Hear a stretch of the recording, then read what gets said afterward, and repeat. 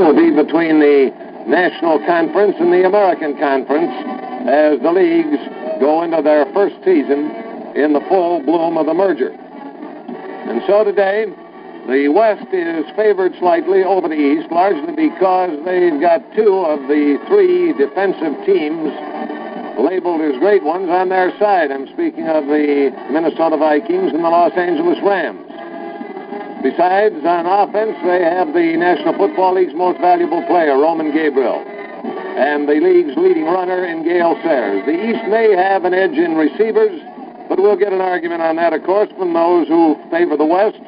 But in Paul Warfield, the tight ends, Jerry and Jackie Smith, and in Roy Jefferson, they've got a lot of smoke going downfield after the passes. Matching that will be two Gene Washingtons on the West, and Paul, I think one Gene Washington might be labeled one too many, but Gene Washington of San Francisco and the Gene Washington of the Minnesota Vikings are both wide receivers, and Charlie Sanders at tight end is one of the really good ones. Carroll Dale from the Green Bay Packers rounds out the receiving corps. Jim Mitchell will back up Charlie Sanders at tight end. We'll bring more color and the lineups in just a moment. What a good time. What a good time. What a good time for a can. Catching sunbeams or dodging raindrops, looking for rainbows high on the hilltop. Suddenly, splendid in space, the top of the world is our special place where we play.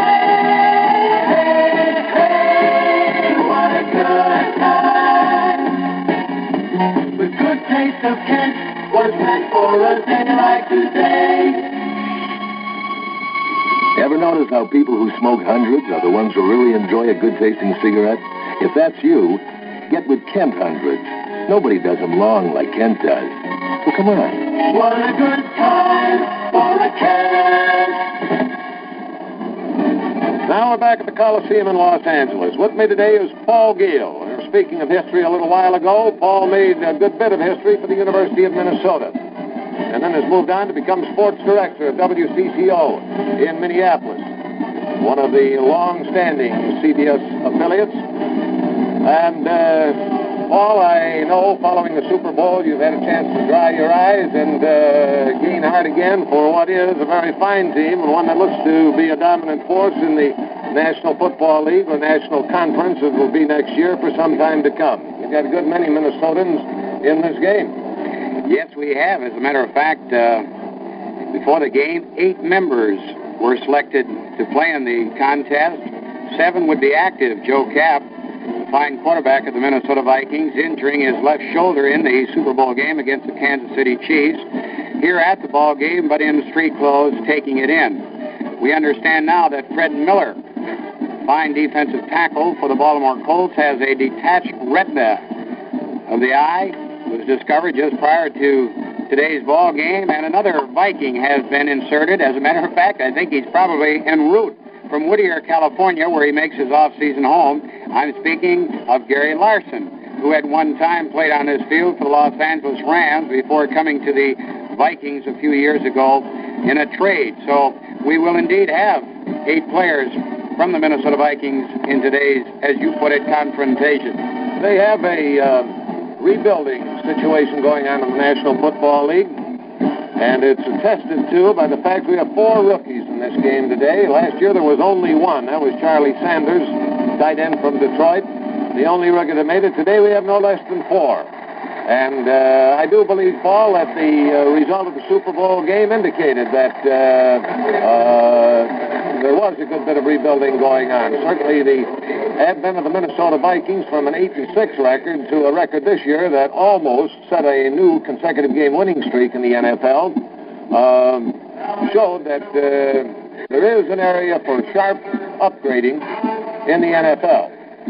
I was thinking as you were making those statements, Jack, that the Minnesota Vikings came very near to setting that record of 13 straight wins, but they were sidetracked by the man who will be coaching the Western squad today, Norm Van Bronklin, who whose Atlanta team defeated the Vikings in the freezing cold rain almost at Atlanta and sidetracked them in their efforts to set that record.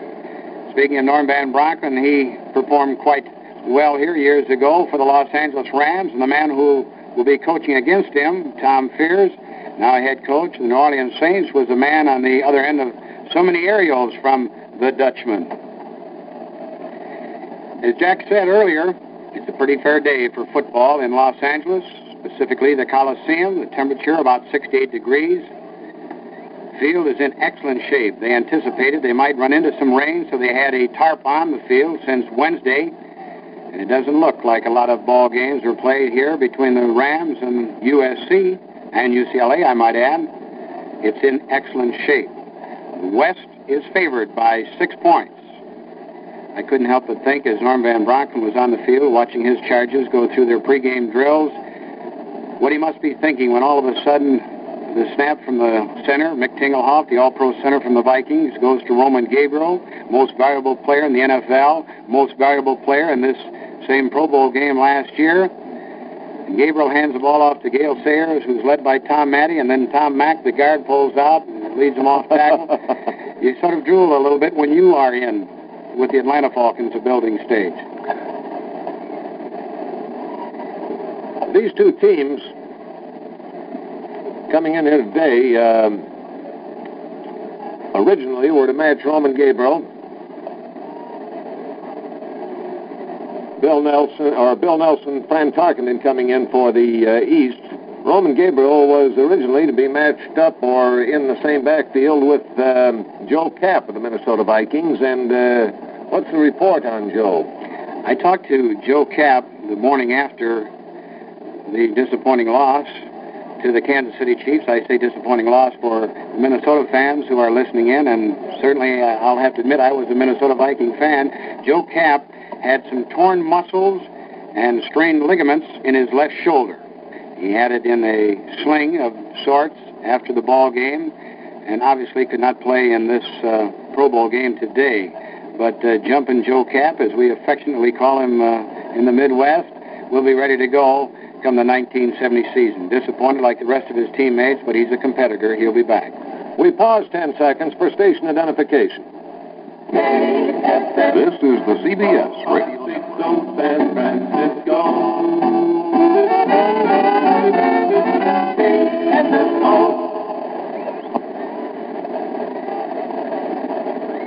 Joe will not require surgery, will he?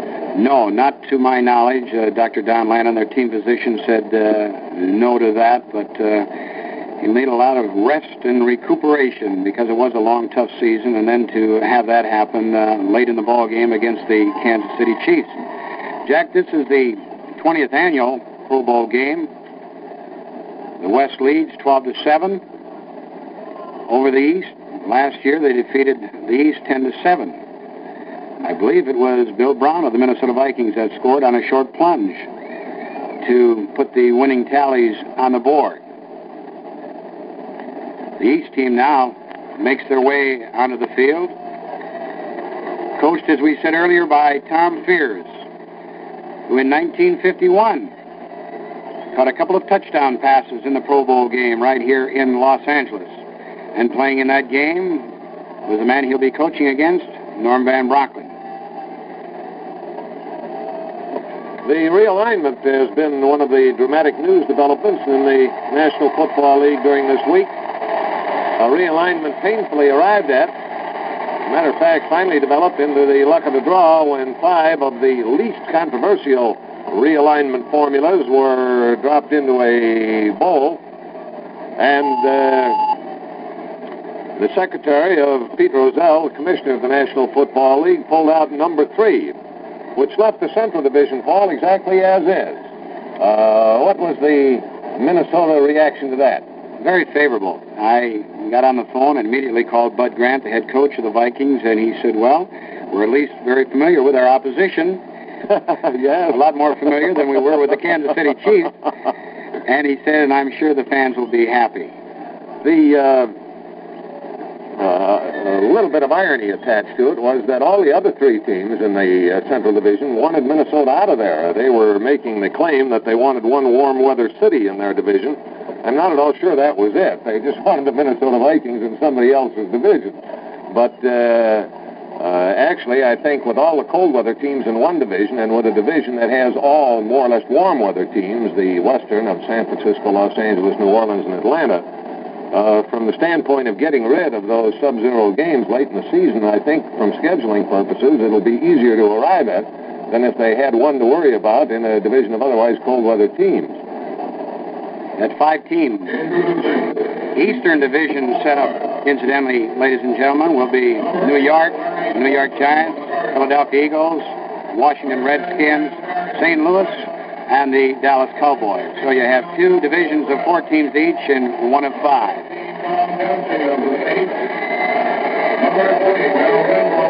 We'll give you the starting offensive lineups now. For the West, coached by Norm Van Bronken, the left end is Gene Washington. From the Vikings, 6'3", 208 pounds from Michigan State. 3rd year in the league, 1st year in the Pro Bowl. He's 25 years old. The left tackle from the Vikings, Grady Alderman, 6'2", 240.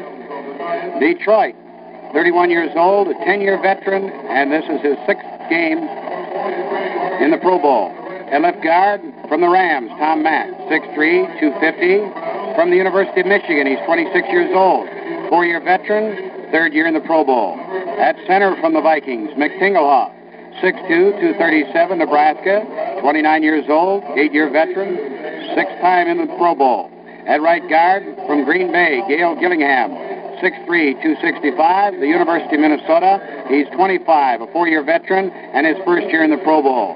From the Rams, at right tackle, Charlie Cowan, 6'4", 265, New Mexico Highlands, 31 years old, a 9-year veteran, 2nd year in the Pro Bowl.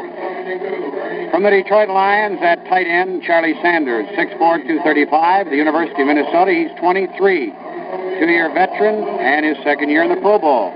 The quarterback from the Los Angeles Rams, Roman Gabriel, 6'4", 220, North Carolina State, 29 years old, an 8-year veteran, and his 3rd year in the Pro Bowl. The running backs, Gale Sayers, the Chicago Bears, 6 feet even, 198, Kansas, 26 years old, 5-year veteran, 4th year in the Pro Bowl. He was injured last year, or it would have been 5 straight for him. The other running back, Tom Matty, Baltimore, 6 feet even, 214, Ohio State, 30 years old, a 9-year veteran, 2nd year in the Pro Bowl. And the flanker from Green Bay, Carroll Dale, 6'2", 200 pounds, Virginia Poly, 31 years old, a 10-year veteran, 2nd year in the Pro Bowl. The Eastern All-Stars, coached by Tom Fears, head coach of New Orleans Saints. Incidentally, their coaching staff, their assistants, are their regular season assistants. The left end is Paul Warfield from Cleveland, 6 feet even, 188, Ohio State. He's 27. He's a 6-year veteran, his 3rd year in the Pro Bowl. At left tackle, Bob Reynolds, St. Louis, 6'5", 260, Bowling Green. He's 30 years old, a 7-year veteran, 3rd year in the Pro Bowl. At left guard, John Nyland, Dallas, 6'3", 245, from the University of Iowa. 25 years old, a 4-year veteran, 2nd year in the Pro Bowl. At center, from the Washington Redskins, Len Hoff, 6'2", 235, Georgia, 27 years old, 6-year veteran, 2nd year in the Pro Bowl. Now at right guard, this fellow's been around, Gene Hickerson, Cleveland, 6'2", 248, Mississippi, 33 years old, a 12-year veteran, 5 years in the Pro Bowl. From Dallas at right tackle, Ralph Neely, 6'6", 265, the University of Oklahoma, 26 years old, a 5-year veteran, 2nd year in the Pro Bowl. The tight end from Washington, Jerry Smith, 6'3", 208, Arizona State, 26 years old, a 5-year veteran, 2nd year in the Pro Bowl. The quarterback, Bill Nelson, from Cleveland, 6 feet even, 195, from the University of Southern California, 28 years old, 7-year veteran, 1st year in the Pro Bowl. The running backs, Leroy Kelly from Cleveland, 6 feet even, 200 pounds, Morgan State, 27 years old, 6-year veteran, and 4th year in the Pro Bowl. And Larry Brown, a rookie from Kansas State, 5'11", 195, from Washington. And the flanker from the Pittsburgh Steelers, Roy Jefferson, 6'2", 195, the University of Utah. He's 26, a 5-year veteran, and his 2nd year in the Pro Bowl. We'll be back with the opening kickoff shortly. From ski country at Stowe, Vermont, here's Shell's Answer Man. Hi. Since it's 10 degrees here today, it's a good time to answer this question. What's a good way to try starting a car in cold weather? Well, it's quite simple. Just push the accelerator all the way to the floor. Hold it there long enough to say Super Shell, then take your foot all the way off the pedal and turn over the starter. Now, I really mean that. You see, pushing the accelerator all the way down for about a second delivers just the right jolt of fresh gasoline to the carburetor and sets your car's automatic choke. And it takes just about a second to say Super Shell. Of course, you could say something else while you're pushing down the accelerator, but as a favor to me, say Super Shell. Next question? Do slow starts in winter hurt mileage? You bet they do. That's one reason why in cold weather we blend extra quick start ingredient into Super Shell. Thank you. The Answer Man is brought to you by Super Shell, good mileage gasoline. It goes a long way. The West coaches, they're headed up, of course, by Norm Van Brocklin, his assistants, Marion Campbell, Fred Bruni, Bob Griffin, Dwayne Putman, and Walt Jaworski. For the East, coached by Tom Fears, his assistants, Don Heinrich, Jack Faulkner, Ed Kayat, and Brad Eklund.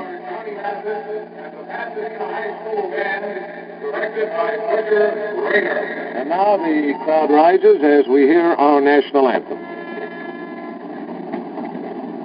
Oh, say, can you see by the dawn's early light what so proudly we hailed at the twilight's last gleaming, whose broad bright and bright star through heaven applied,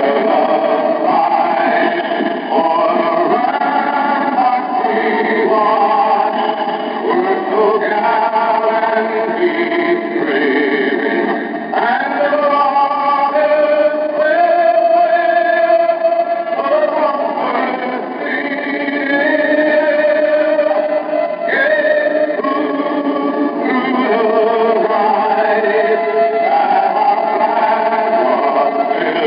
gave through the ride, that our flag was still there. Oh, hail the Star-Spangled Banner, yes, wave for the land of free and the home of the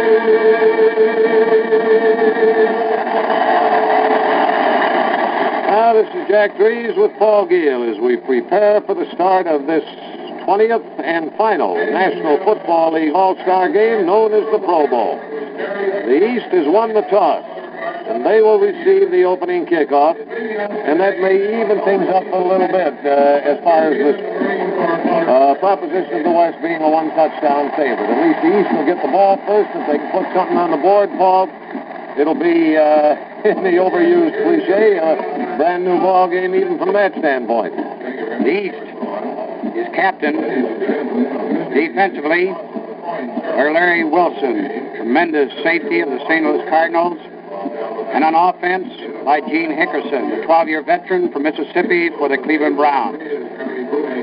For the West, Roman Gabriel will captain the offense, the quarterback of the Los Angeles Rams, the most valuable player in the National Football League and the most valuable player in this game last year. And defensively, with the big number 51 on his jersey, Dick Butkus, the outstanding middle linebacker of the Chicago Bears. There are two awards that go to the outstanding players in this game. There's the George Halas Trophy for the outstanding offensive player, won by Roman Gabriel last year, and the Paul Schisler Award for the outstanding defensive player, won by another Ram last year, Merlin Olsen. As Jack Dries told you, the East won the toss and elected to receive. Bill Nelson, the quarterback for the Cleveland Browns, will direct the East as they put the ball in play. Waiting to see who the East will send back to receive the opening kickoff, Paul. They've got, of course, on both these teams, a wealth of good running backs. And certainly backs who can break a kickoff and go all the way with it. But then conversely, they're up against the best covering on kicks than anything else, with the all-star unit of the West that'll be kicking off to them.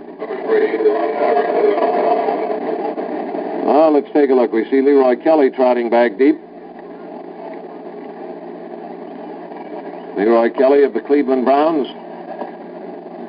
In his 6 years in the NFL, he has been in this Pro Bowl game on 4 occasions. And going back to join him, Mel Renfro of the Dallas Cowboys. Bob Etter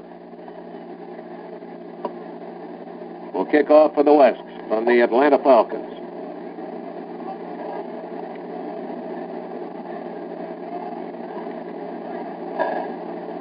Bob Etter, a conventional kicker. We say that nowadays in the era of the soccer style. And kicker. He's got it in the air. Mel Renfro takes it on the 7-yard line. He's up to the 15, 20, and is upended at the 25 and dropped on about the 28-yard line. Tom Mack of the Los Angeles Rams came through with the tackle for the West. And so the East takes over 1st and 10. They move the ball back to the 27-yard line, and this game is underway. A 20-yard return by Mel Renfro. Bill Nelson is at quarterback. They break from the huddle down. Paul Warfield goes out wide to the left to the Cleveland Browns. Roy Jefferson of the Steelers is wide to the right. And back goes Nelson to throw right now, and he pegs one out there intended for Leroy Kelly at the line of scrimmage. There's a penalty flag down on this side of the, well, on both sides of the line of scrimmage near the sidelines. Carl Eller was coming through in a hurry, putting on the big rush for the West. So we'll see what the penalty call will be.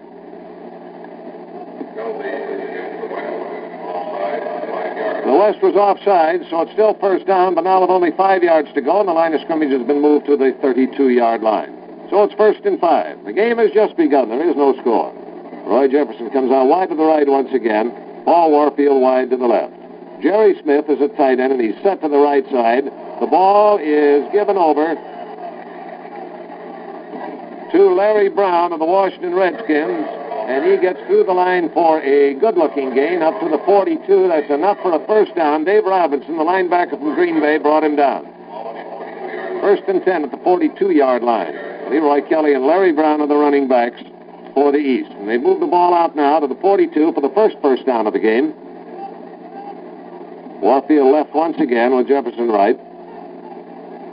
Quick throw over the middle of the tight end, Jerry Smith. He's across midfield and downed on the 45-yard line again by Dave Robinson as they move the ball into West territory. This is the play that Bill Nelson, the Cleveland Browns, operates very well. He takes about one quick step back and then dumps the ball to the tight end, who just clears inside the linebacker, in this case Dave Robinson, to the inside. It's a little quick look-in type pass. East ball, 1st and 10 on the West 45. Leroy Kelly taking the handoff. And on a cutback, after starting through the middle of the line and getting back to the left, he's able to pick up about 7 yards as he gets that ball down to the 38-yard line. Dick Butkus, the middle linebacker from the Chicago Bears, was there to make the stop on that one. So it'll be 2nd down and 3 yards to go with a pickup of 7 by Leroy Kelly.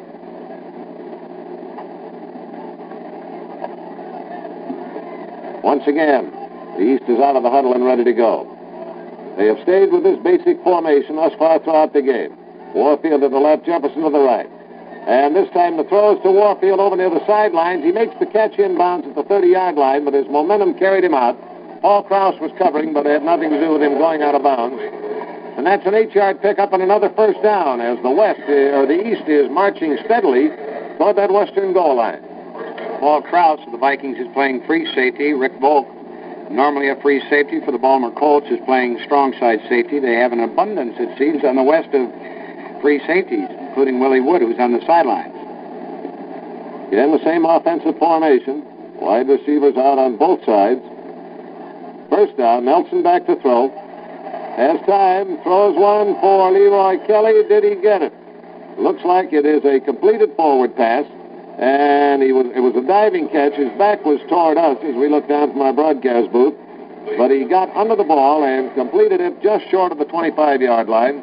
Dave Wilcox, the linebacker, had the unhappy position of being one-on-one with the speedy Leroy Kelly, and Kelly left him as he moved to the sideline to make the grab. Call it the 26-yard line, a gain of 4.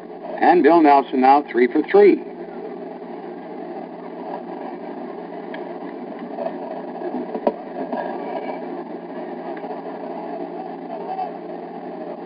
Second down, about 6 yards to go. Nelson gives the ball again to Larry Brown of the Redskins. He is stopped after a short gain, driven back by Merlin Olsen of the Rams and Dave Robinson of the Packers. His forward progress stopped at the 23-yard line, a gain of 3 yards. It'll be 3rd and 3. That's right, Jack. Merlin Olsen made that first contact. Most of the fans would see Dave Robinson getting up off the pile, but it was basically Olsen that made the initial contact. Warfield is out to the right side this time, and Jefferson goes to the left. That's the first variation in the offensive set by the East. Nelson throws over the middle. Jefferson drops the ball, but a penalty flag flies in. And it looks like an interference call against Bob Jeter, the cornerback. And it puts the ball down at the 13-yard line. Well, that was a critical penalty on behalf of the East. Wait just a moment. The ball's being brought back. There was a motion penalty against the East that just evidenced itself down on the field, so the penalties nullify each other, and it'll still be 3rd and 3. We have to wait a moment now as the sideline chains are brought back to their position in which they were. With the interference call, they immediately pegged it as a first down and moved the chains down, but then a late precinct came in that had spotted a motion penalty against the East, and so everything comes back. It's quite a front four. Digging Dave Jones at one end and Carl Eller at the other, Merlin Olsen and Alan Page. Dick Butkus backing it all up in the middle. Jefferson is back on the right side as a wide receiver again, and Warfield out to the left. And Carl Eller broke early. The penalty flags go down. The handoff is to Leroy Kelly, but he gets nowhere. Now, the question is, of course, whether or not Eller was drawn offside or whether that was his own idea. It appears it was his own idea, as they call it against the West. Well, it's 1st and 10 at the 18-yard line. Offside against the West.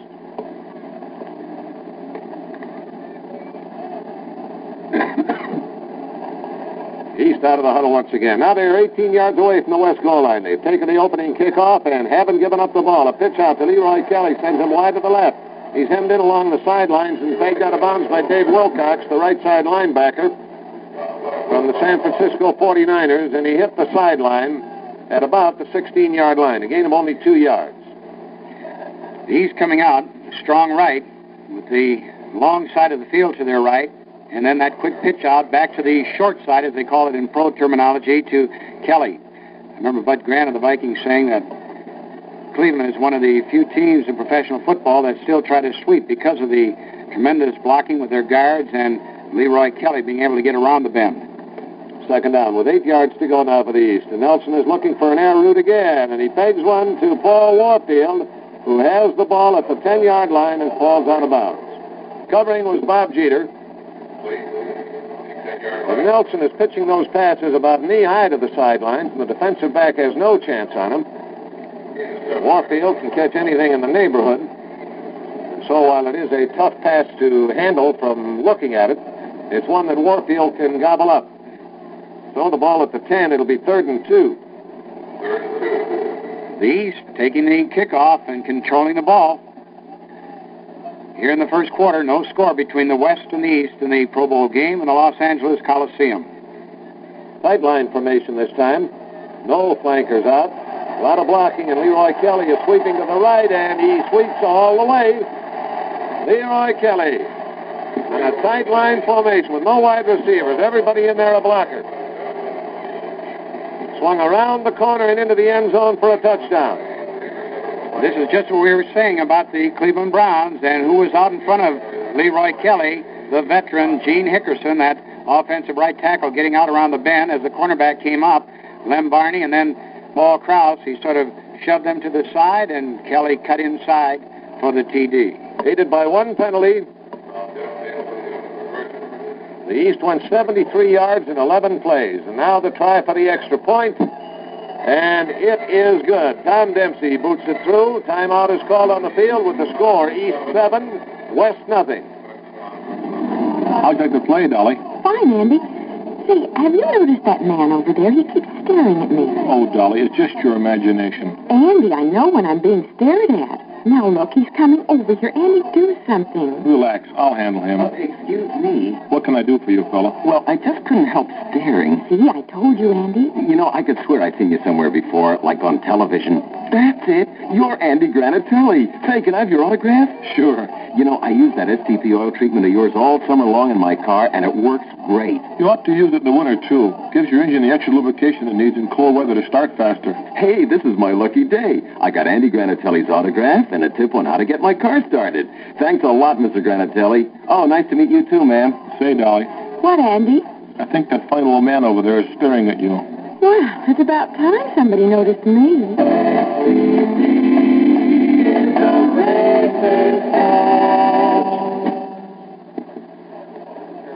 Now the West is ready to receive the kickoff from the East, trailing 7-0. Jim Cannonball Butler of the Atlanta Falcons and Gale Sayers of the Chicago Bears, the NFL's leading rusher, who made the most impressive recovery from a serious knee operation, I believe, in history, to lead the NFL in rushing once again this season.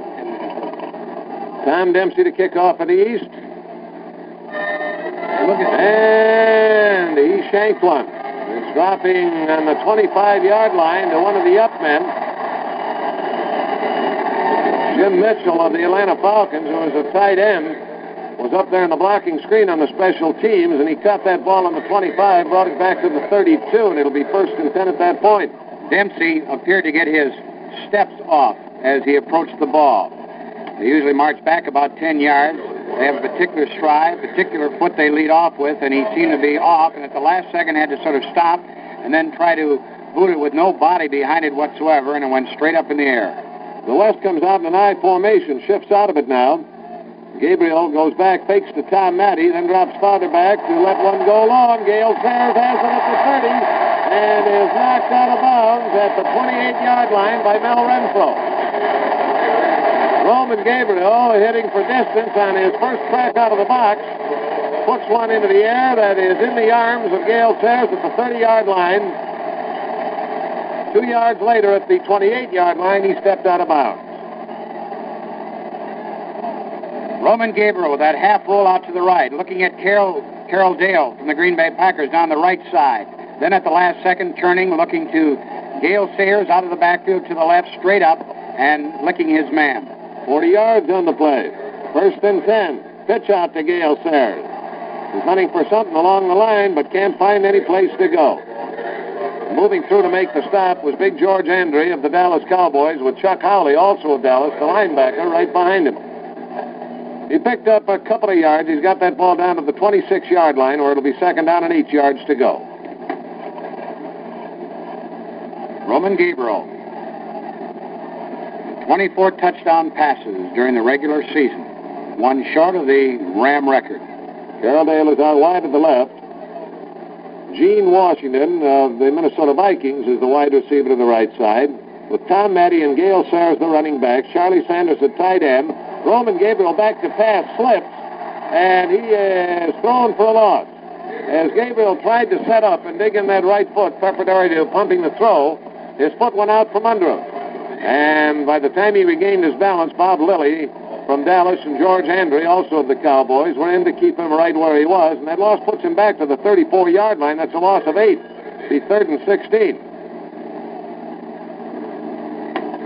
There's very little stunning or blitzing by the linebackers, if any, in this game, because they only have a week to get ready, and they're not trying to confuse the offense that much. Give the fans something to talk about going home. Well, they've got a big third down situation now, which could give them something to talk about. 3rd and 16. Gabriel back, and he throws one out to Gale Sayers that was to be completed behind the line of scrimmage as a heavy rush was on. But the pass missed its mark, and it's incomplete, and I had to wait a minute to see whether or not that was a lateral or a forward. It was ruled a forward pass. It runs the west out of downs. Bobby Etter has come in to try for a field goal with the line of scrimmage at the 34-yard line. This kick will be in the area of the 41. They're going to fudge a bit and put it right on the 40-yard line. So a 40-yard field goal attempt by Bobby Etter.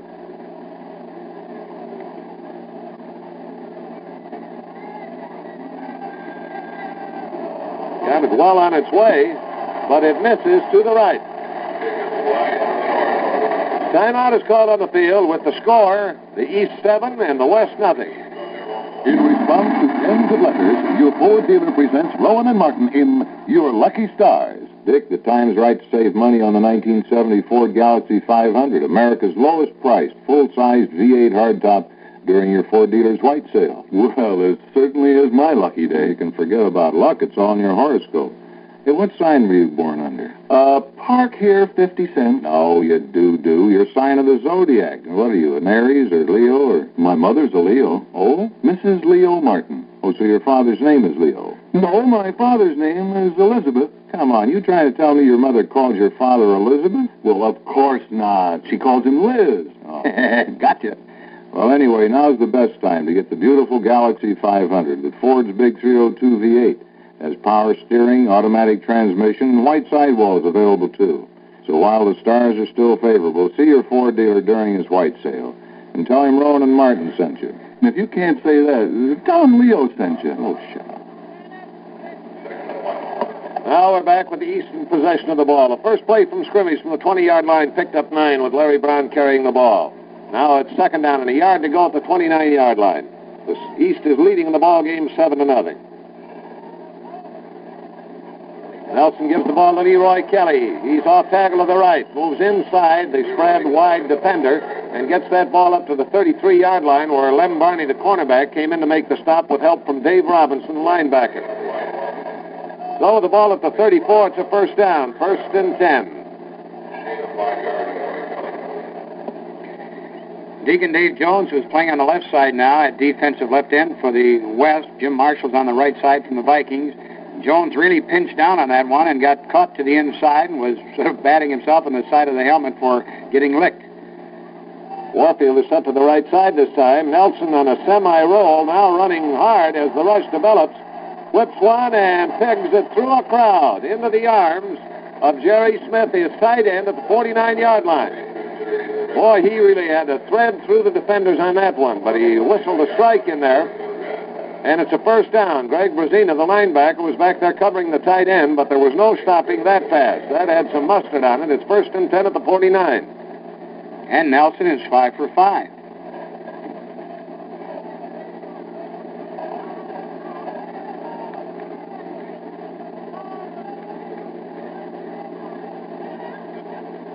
Nelson gives the ball to Kelly, and Kelly breaks through the initial tackle, which was by linemen along the line of scrimmage. And after breaking that tackle, he gets down to around the 38-yard line before he is finally stopped by the middle linebacker, Dick Butkus, and Deacon Jones. Talk about agility for a man 200 pounds. As he cut through, got past the line of scrimmage. Willie Wood in there now for the West on defense. That strong safety came up, was in good position, and Kelly hurdled him. 1st and 10 at the West 38-yard line. The ball is given to Larry Brown. He's trying to get around wide to the right. He bounces off Greg Brazina, but breaks that tackle, and coming up in a hurry was Dave Wilcox, the linebacker, to complete the stop. But that extra effort picked up another 3 yards, and it puts the ball at the 36-yard line. Gary Larson from the Vikings playing in there at defensive left tackle. As we told you earlier, replacing Fred Miller of the Baltimore Colts, who they discovered had a detached retina. Second down, about 7 yards to go, and the ball is given to Larry Brown once again. He's around the corner to the left. The penalty flag flies in, and Brown is stopped at the 31-yard line by Dick Butkus and Jim Marshall. Now let's see what the penalty call is. It's a preliminary indication. Is a holding call against the East, and that will move them back to around the 50-yard line. We pause 10 seconds for station identification. This is the CBS Radio Network. This is Jack Carney, and I hope you'll join me as often as possible every day from noon until 4 o'clock on KSFO Radio in San Francisco. Second down now with about 22 yards to go. The nose of the ball right at the 50-yard line. That penalty marked off from the spot of the foul, not from the line of scrimmage. So it's a net loss with the penalty of 14 yards from that line of scrimmage. End and flanker both out. Back goes Bill Nelson to throw. He pegs one out for Larry Brown, who had the fall to get it at the line of scrimmage, the 50-yard line, and as he got up to try and run, he was hit immediately and picked up only a gain of a yard on the play. Dave Robinson and Dick Butkus bombed him. It wasn't even a gain of a yard. That ball is put down just across the 50-yard line, so it's still about 22 yards to go. The gain was the length of the football on the play. So it'll be third with about 22 at the 50. Alan Page jumped offside, but before that ball could be snapped, he was back onside, and consequently no penalty flag hitting the turf.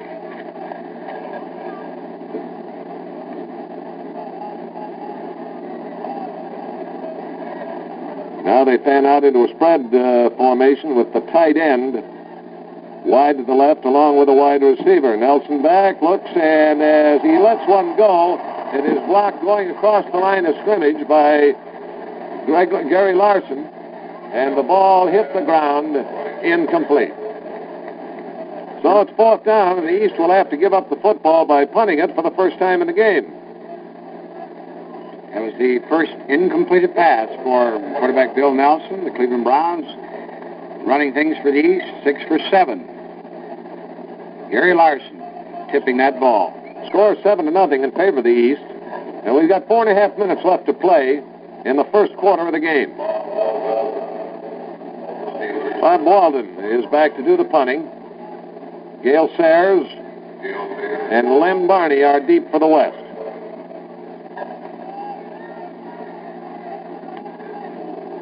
Walden spirals one to Gale Sayers, who calls for a fair catch as he makes the grab of that ball at the 13-yard line. His own 13, it'll be first and 10. 37 yards on the punt. Timeout is called on the field with the score. East 7, West nothing. You're at Bridgehampton Race Circuit on Long Island. At the starting line, a new V8 sedan. In it is Shell's Answer Man, here to warn you that you can get bad mileage even when you use Super Shell, if you drive like this. Hear that? Lots of drivers sit at a red light and play with the accelerator pedal. Maybe they get a kick out of the racy sound, but they're just pouring gasoline down the drain. Now hop in. I'll show you a real gasoline waster. Ready? Okay, we'll floor it.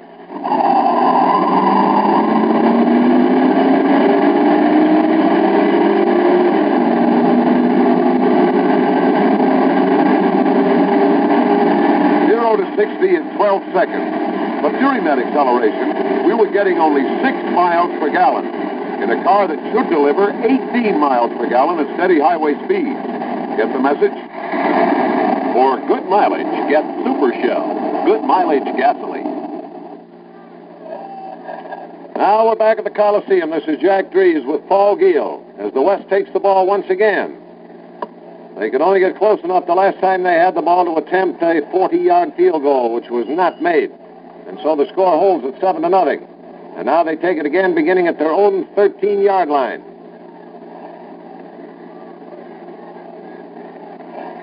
First and 10 at the 13-yard line. They're in an I formation at the moment with their running backs. They shift out of it now. Gene Washington becomes a slot back, but it's a handoff to Gale Sayers, and he's coming over to the weak side, just off tackle to the left, is able to get across the 10-yard line, but that was about it. He was dropped at the 12 for a loss of a yard by Bob Lilly of the Dallas Cowboys, and it's 2nd and 11. Ken Willard, the big fullback, the San Francisco 49ers, out in front of Gale Sayers, as was Grady Alderman, the offensive left tackle from the Vikings. Tom Mack, guard from the Rams. But the defense of the East, good pursuit to the right side there. They're right and piled it up. Carroll Dale is wide to the right. Gene Washington is wide to the left. The ball is given this time to Ken Willard of the 49ers. And he pops through the line to take it out across the 15 up to around the 16 or 17-yard line. Bottom of the heap. Tim Rosevich, left end from the Philadelphia Eagles. Ball is at the 16-yard line, where it'll be 3rd and 7. Gain of 4 on the play. Yesterday in the American Football League All-Star Game, the Houston Astrodome, it was the West 26, the East 3. Jim Butler has come in now from the Atlanta Falcons to replace Gale Sayers, so it's Butler and Willard as the running backs. Roman Gabriel at quarterback, and he gives the ball to Willard once again, and Willard, popping into the line, can only get to the 15-yard line as Bob Lilly met him head-on, the big tackle from the Dallas Cowboys at 260 pounds, and there's no gain on the play. Kind of a strange call on 3rd and 7, Paul. Just a quick opener into the line. I remember 3rd and 5, Kansas City and the Vikings, and Garrett popped right through there, that same sort of a play. And Lilly, 9 years in the league for the Dallas Cowboys, 7th time in the Pro Bowl game. Outstanding defensive tackle. Len Barney is back to punt now. Leroy Kelly is deep, along with Roy Jefferson.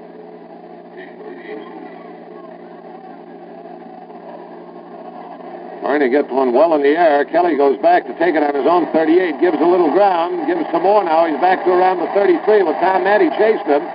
Now he gets back to the 40, 45, and is out of bounds at the 47-yard line.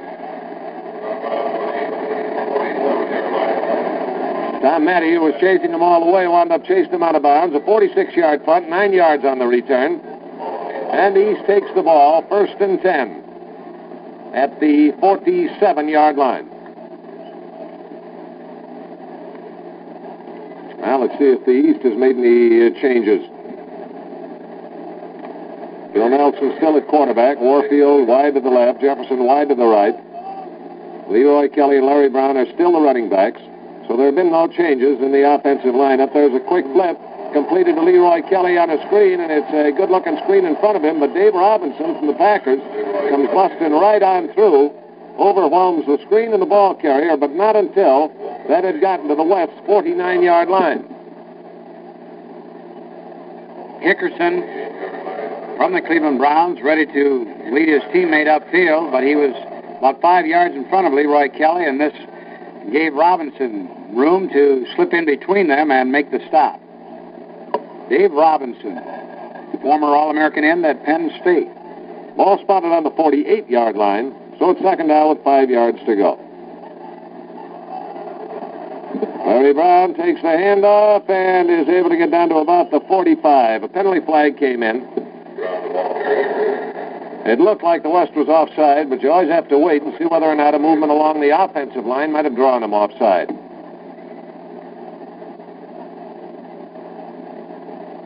Offside is charged against the West, putting the ball at the 43, so it's still 2nd down with about a yard to go. Less than a yard, actually. It's very close to a 1st down.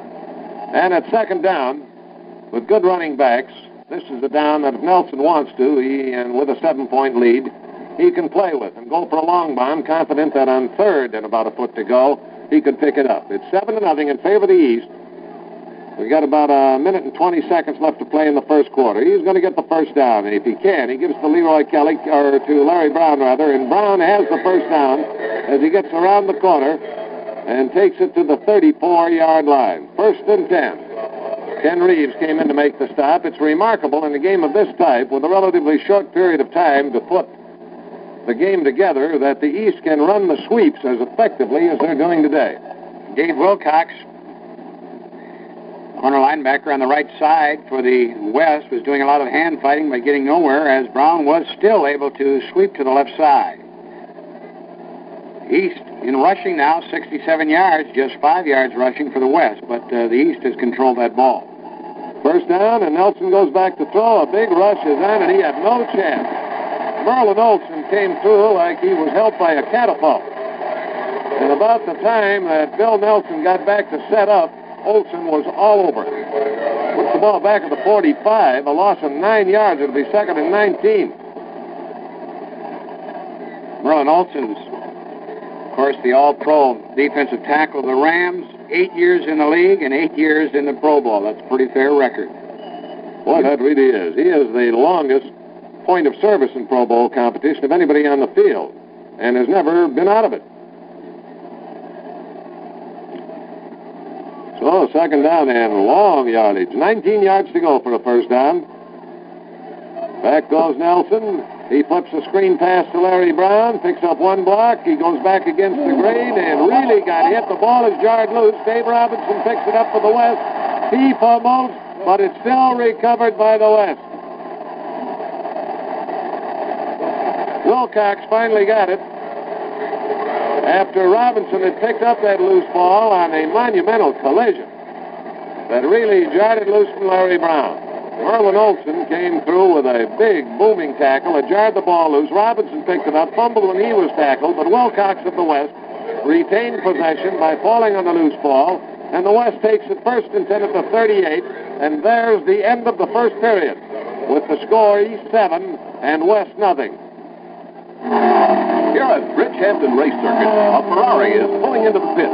Let's join Shell's answer man down there. The question is, how fast can a pit crew fuel up and change 2 tires? Stopwatch ready? Go! Fuel hose in, and I'm pleased to see they're using Super Shell. The wheels are up, front and back. 2 tires off. Windshield clean. Tires on. Tires set. Fueling almost done. Jacks away. Done. He's out. 28 seconds in all. Now he's good for about another 40 laps. And with Super Shell in his tank, he'll get good racing mileage. That's important because good mileage may save a pit stop. And that can be the difference between winning or losing. The answer man is brought to you by Super Shell, good mileage gasoline. Jack Drees with Paul Gill at the Los Angeles Coliseum as we move into the second quarter of play. East leading 7-0, but a fumble has just given the ball to the West. They have it first and 10 on their own 38-yard line with a new quarterback. Bob Berry of the Atlanta Falcons is coming in. One of a vanishing breed of quarterbacks. He is only 5 feet 11 inches tall. And with these mammoth defensive linemen, it's a very difficult thing for a quarterback of that stature to see over them and spot his receivers downfield. Roman Gabriel at 6'4" is more the mold of quarterback that the pros are looking for these days. But Bob Berry is in there. He's got Tom Matty and Gale Sayers at running backs. Jim Mitchell is in at tight end. And Berry goes back to throw. He pegs one out behind the line of scrimmage to Gale Sayers. And Sayers is grounded along the 30-yard line. So there's a loss of 8 yards on the play. Pat Fisher, the cornerback, sprinting across, caught up with that ball just about the same time Gale Sayers did and lodged an immediate tackle that spilled Gale Sayers for an 8-yard loss. One of the defensive players moving over there quickly in pursuit, the defensive tackle from the Pittsburgh Steelers, Joe Green, a rookie from North Texas State. Believe you me, I saw him against the Vikings, and he's outstanding. What a rookie, I'll say.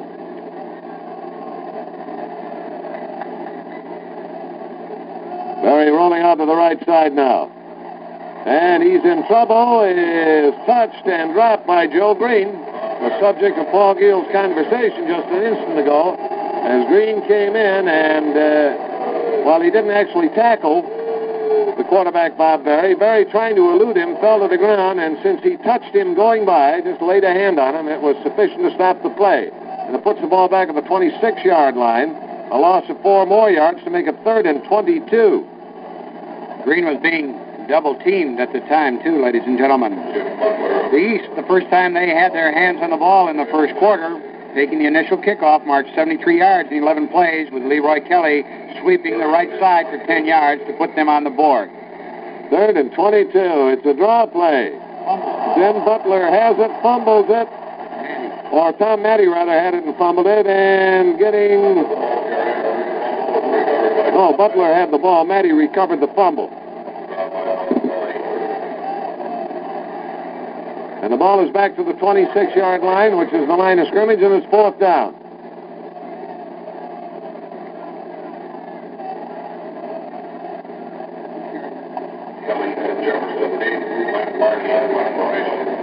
So Lem Barney goes to the punt formation. Leroy Kelly and Roy Jefferson are deep. Kelly, the deeper of the two. Barney spirals one to Kelly. He takes it on his own 39, gets past the first tackler, the second, and still on his feet. He's down now to the 45 and is finally grounded at the 41-yard line by Mel Renfro. He just finessed the first 3 tacklers to take a shot at him. Timeout is called on the field with the score, East 7 and West nothing. Now we're ready to go. It's 1st and 10 for the East, just 41 yards away from the West goal line. The East is leading 7-0. Got about 12 and a half minutes to play before the end of the first half. We got Fran Tarkenton in the quarterback now. And he gives it to Andy Livingston of the Atlanta Falcons, who's in at running back. And Livingston, spinning through the line, is able to get that ball down to the 38-yard line, where Merlin Olsen and Dick Butkus combined to bring him down. So that's a gain of 3. It'll be 2nd and 7.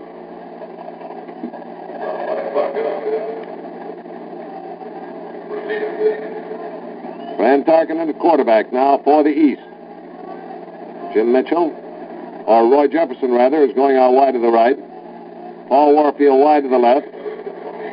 And an attempt at a quick reverse, attempting to hand off to Baker. The ball is fumbled. And the West has got it. And Deacon Jones was the man who came up with the loose ball. So the East is fumbled. Again, within a short span, it's the second time they have fumbled. They fumbled just as the quarter ended, and now they have fumbled the ball back to the West again, and the West takes over 1st and 10 on their own 43. It was a sprint-out action type play. Fran Tarkenton sprinting out of there to his right. Then there was supposed to be the delay to the halfback coming back to the inside, but there was a mix-up and the fumble. Bob Berry still at quarterback. He rolls to the right.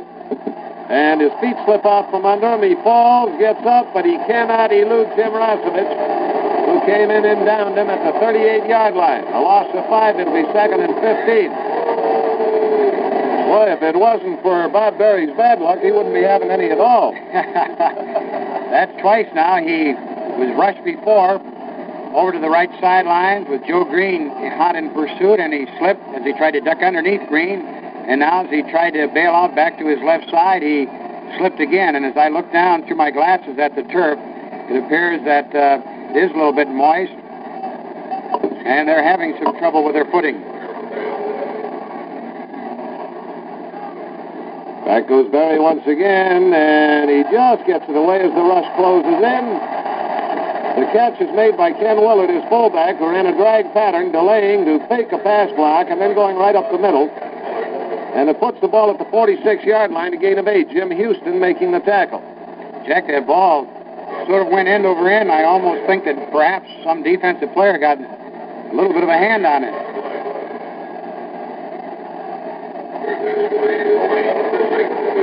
Third down and 7 yards to go now for the West. The East leads in the ball game 7-0. 10.5 minutes to play in the second quarter. And the West has the ball. They've got it now on their own 41. Back goes Barry to throw. And on an attempted screen pass, the ball is blocked by Walter Johnson, the big Cleveland tackle, as it left the hands of Bob Berry. Well, I was mentioning the disadvantage that Bob Berry at 5'11" has against those big linemen, Paul, and it showed up there. Bob Berry from Oregon, originally drafted by the Philadelphia Eagles. Negotiation rights picked up by the Minnesota Vikings, with the Vikings for a few years, and then on to Atlanta with the man he started out with, Norm Van Bronklin. He's gutty, but awfully small and having some problems. And now they must punt. Lem Barney to do the punting. Kelly and Jefferson deep. Another high spiral is hung in the air, but Kelly's going to take a chance on it. Oh, brother. Just as he caught that ball.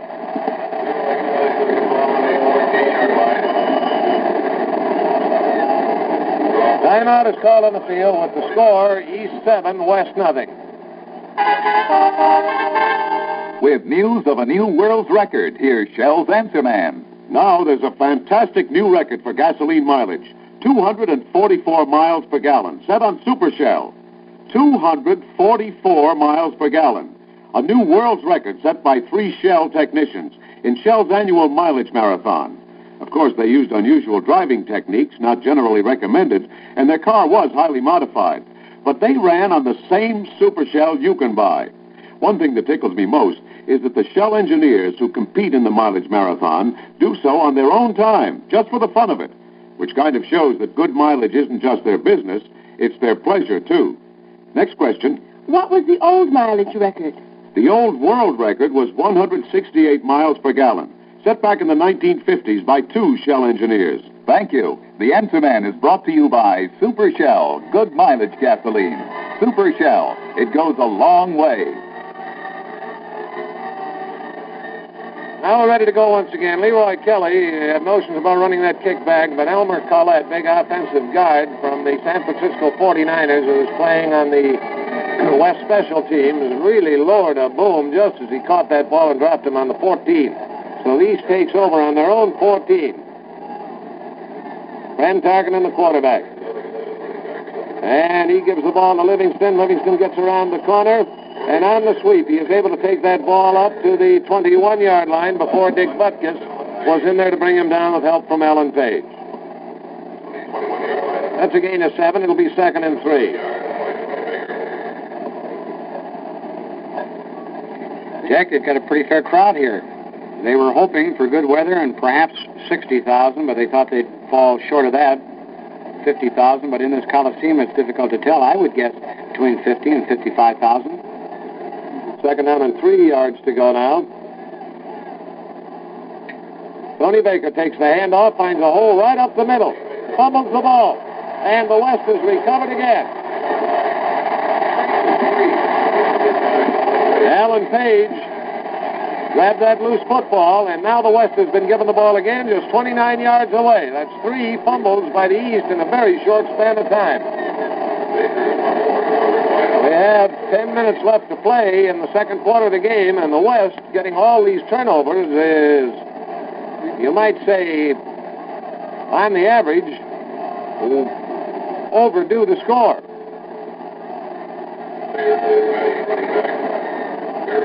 Bob Berry still at quarterback.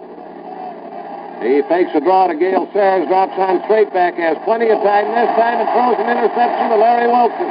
At the 40, at the 50, and Wilson is sent sprawling out of bounds on the East 46-yard line. Where the crowd is really getting on Bob Berry, who has had everything go against him. That was one of the few times he had all the time in the world to throw, and he pitched an interception to Larry Wilson. Larry Wilson, veteran from Utah, St. Louis Cardinals, great defensive back. 31 yards on that return for Wilson. Van Tarkenton rolls to the right. Over near the sidelines, he arches one high in the air for Jackie Smith, tight end. Too far, incomplete. Glenn Barney was covering on the play, but the pass was well out of range of the receiver or the defender, and so it'll be 2nd and 10 at the 46-yard line.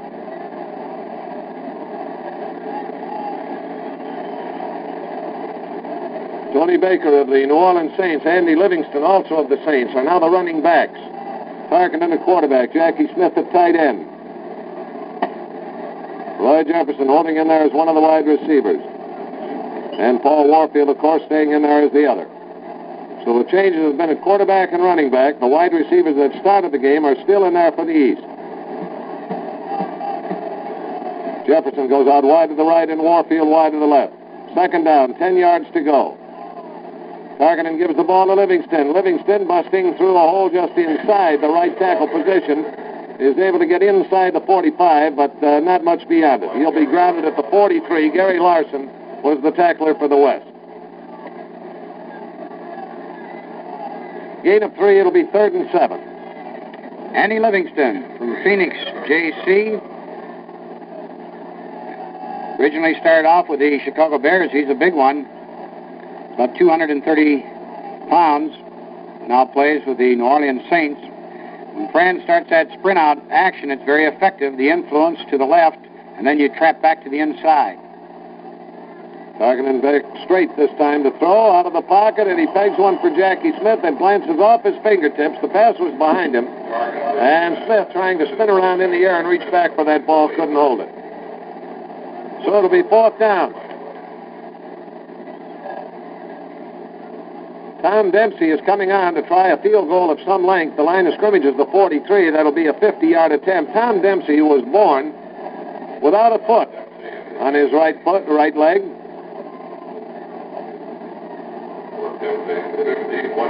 And so he more or less bats the ball with that leg and gets fantastic distance and great accuracy. And he'll need both on this one from 50 yards away. A penalty flag goes in. The kick is short. Gale Sayers took it at the 2-yard line, but the whistles are blowing. And we'll see what the penalty call is.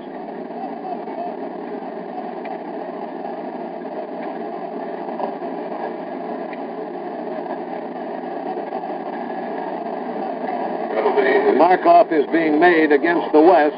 They were offside. And so that gets this kick a little more in the Kennedy range. The line of scrimmage has now gone to the 39-yard line, and he'll be kicking from the 46.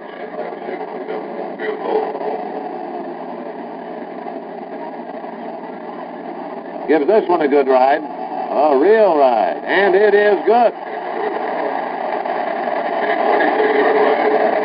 Timeout is called on the field with the score East 10. West nothing. What a good time. What a good time. What a good time for a cat.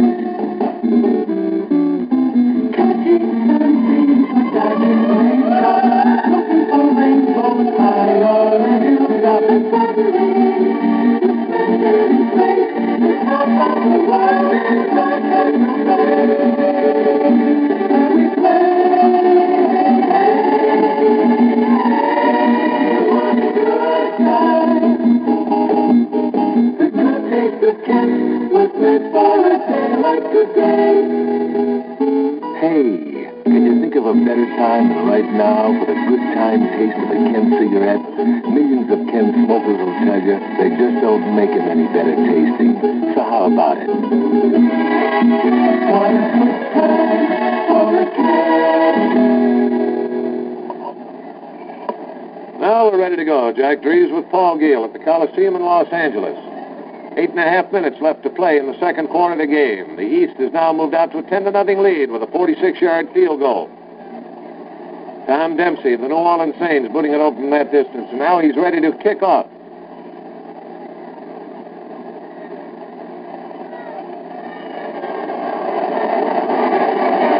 Gale Sayers is back deep into the end zone, and he grounds it back there as he receives the kickoff about 5 yards deep. And it'll be 1st and 10 on the 20, and we pause 10 seconds for station identification. This is the CBS Radio Network. This is Dan Sorkin, the Answer Man, from 9 to noon with the original Amateur Minute and some other funny stuff on KSFO in San Francisco.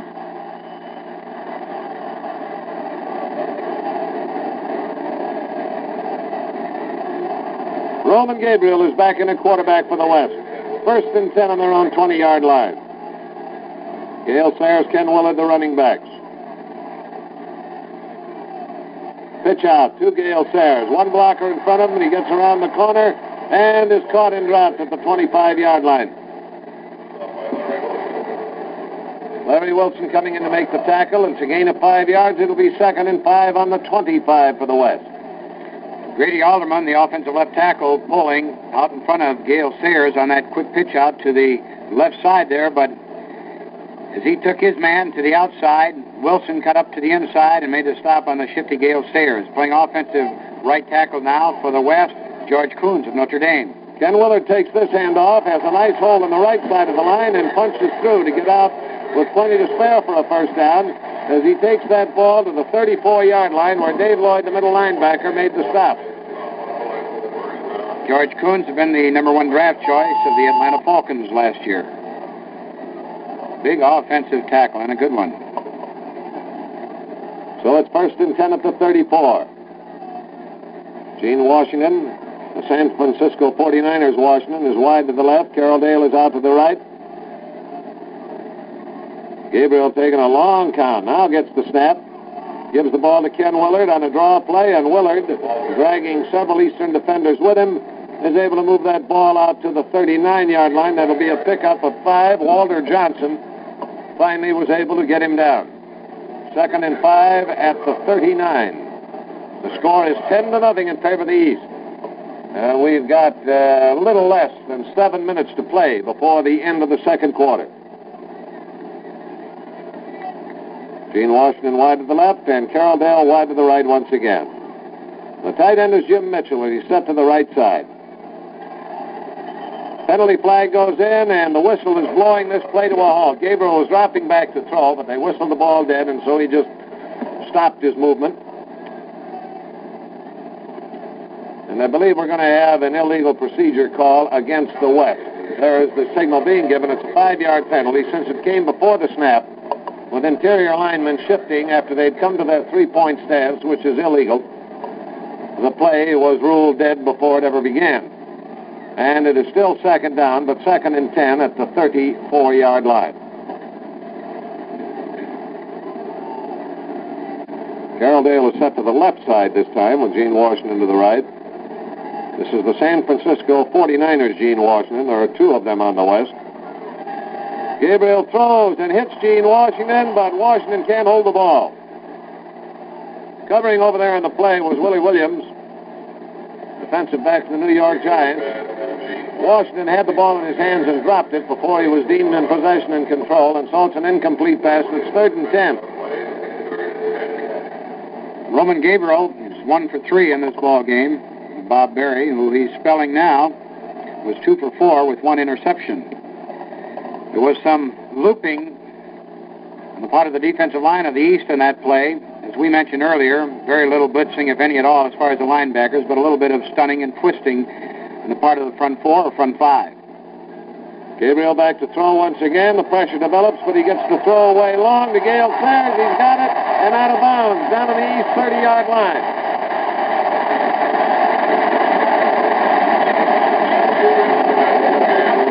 Six-yard play. Well, Gale Sayers has caught 2 long passes from Roman Gabriel, one early in the game for 40, this for 36.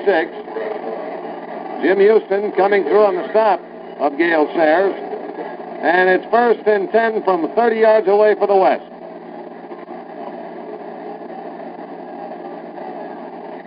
In the first quarter, that same combination connected, but the East stymied the West offense, and the West tried a long field goal, but to no avail. Boy, if Roman Gabriel can keep isolating Gale Sayers one-on-one and a linebacker, that might be quite a combination before this day is out. But Gabriel's in trouble.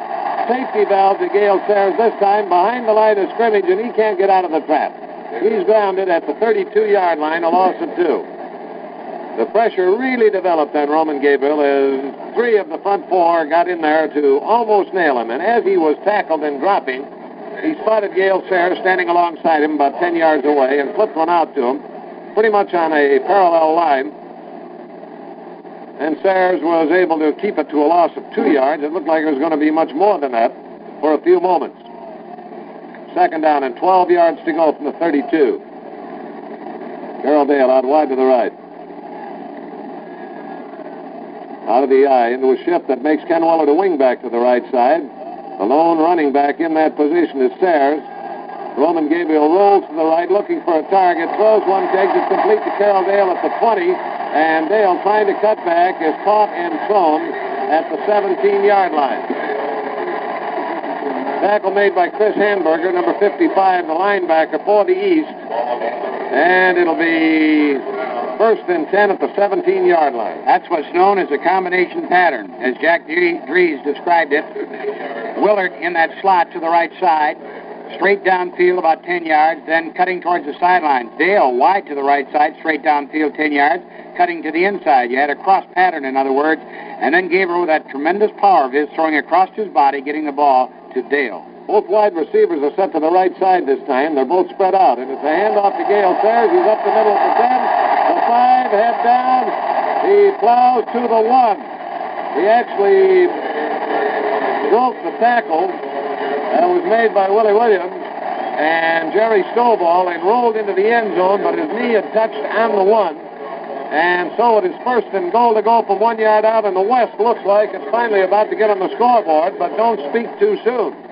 For the West has had several golden opportunities with turnovers from the East and has not yet been able to put a number up. First and goal on the 1. Either one of these running backs can make it. Jim Butler has come in now to replace Gale Sayers.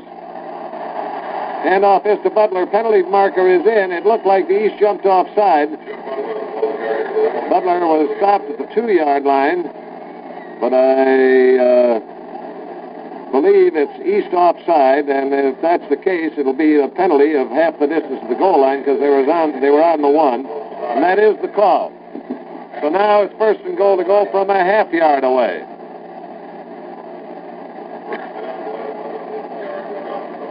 You can imagine the influence when that Roman Gabriel drops back to pass. Everybody in their on is dropping back on that pass situation, and then they hand off to a fellow like Sayers with that quick burst on a draw play. Now it's Jim Butler and Ken Willard at the running backs. Tight line formation. And a quarterback sneak. Big, powerful Roman Gabriel just buckles and bends that line with help from his center, Mick Singleoff, and is in the end zone for a touchdown.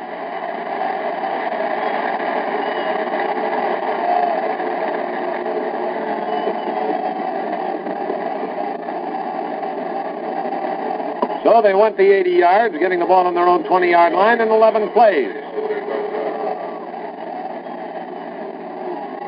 Helped by one penalty, which was only a half a yard of help after first and goal to go on the 1.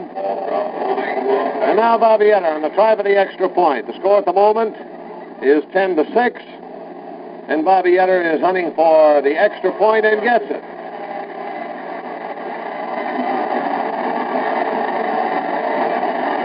So the score in the ball game is now 10-7 in favor of the East, and we've got a little less than 4 minutes to play before the end of the first half.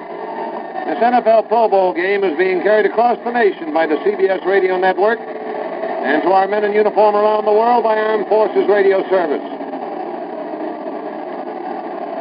And so wherever you servicemen are around the world, including that boy of mine, Brian Dries, who's keeping his head down over in Vietnam, Paul, I hope this is the kind of a day where you got a chance to listen in and enjoy what has quickly developed into a very close contest between the East and the West of the National Football League, 10-7 in favor of the East, with the West about to kick off.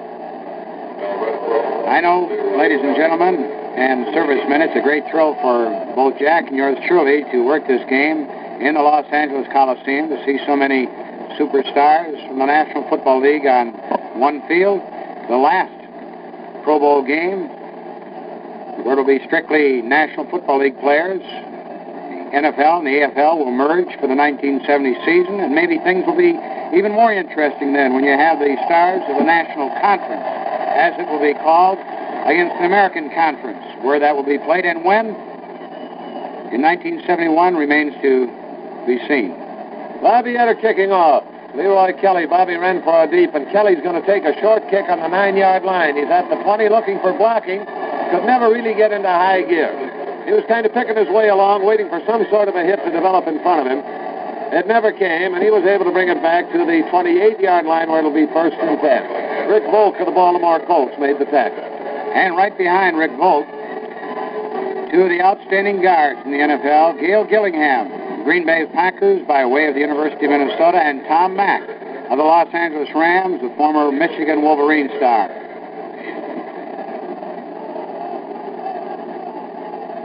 First and 10 on the 28. Van Tarkinen back to throw, and he aims for Jackie Smith. Jackie Smith goes high in the air, had his hands on the ball, and couldn't hold it. Incomplete, out around the 42-yard line. Greg Bozina was covering on the play. The linebacker having to stay with the tight end, and in Jackie Smith, he's got something to stay with. For Jackie Smith was a notable collegiate hurdler, and despite his size of 6'3", 6'4", and 235 pounds, he can step out. But first you must catch the ball and that one trickle off his fingertips. And it's 2nd and 10 at the 28. Fran, 0 for 3, but there were 2 that were debatable that perhaps the receiver, under normal circumstances, would have held on to. Tony Baker takes this handoff, finds running room up the middle, and gets all the way to the 35-yard line before Rick Volk, the safety man, was able to bring him down. Well, that's a gain of 7. It'll make it 3rd and 3. Jack, you've seen this Tony Baker play. I didn't get a chance to see him this year. Second-year man from Iowa State for the New Orleans Saints. He's a good hard runner.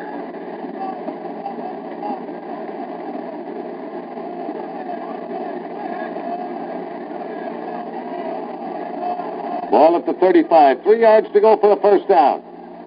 3rd and 3. Targeting back to throw. Penalty flags come in. He throws to Jackie Smith. And Smith was juggling the ball when he lost hold of it. The play is being called back, I believe. I don't think that will be ruled a completion. He dropped it, and it was recovered by Andy Livingston for the East if it was to be ruled a fumble. But from here, it didn't appear that he had the ball enough to call it a fumble. The play is being brought back, and the ball is being spotted at the 30-yard line. And illegal motion on the part of the backfield of the East will keep the down the same, but make it 3rd with 8 yards to go, now at the 30-yard line. The East, with Fran Tarkenton calling the signals, had what appeared to be long pass in mind. Paul Warfield jumped the gun a little bit from his wide receiver position to the left side, and they called the penalty. Al Jackson, the brilliant receiving rookie from the Philadelphia Eagles, is in now. Tarkenton flips a quick one to Andy Livingston. Tarkenton was running for the sidelines on a full gallop, whistled that ball to Livingston complete, and Livingston took it to the 38-yard line where Dick Butkus brought him down rather solidly. Going to measure now to see whether or not this recorded a first down. First down marking is in the area of the 38-yard line. Now let's see if the ball nudged across it by about 2 inches. 1st and 10 at the 38.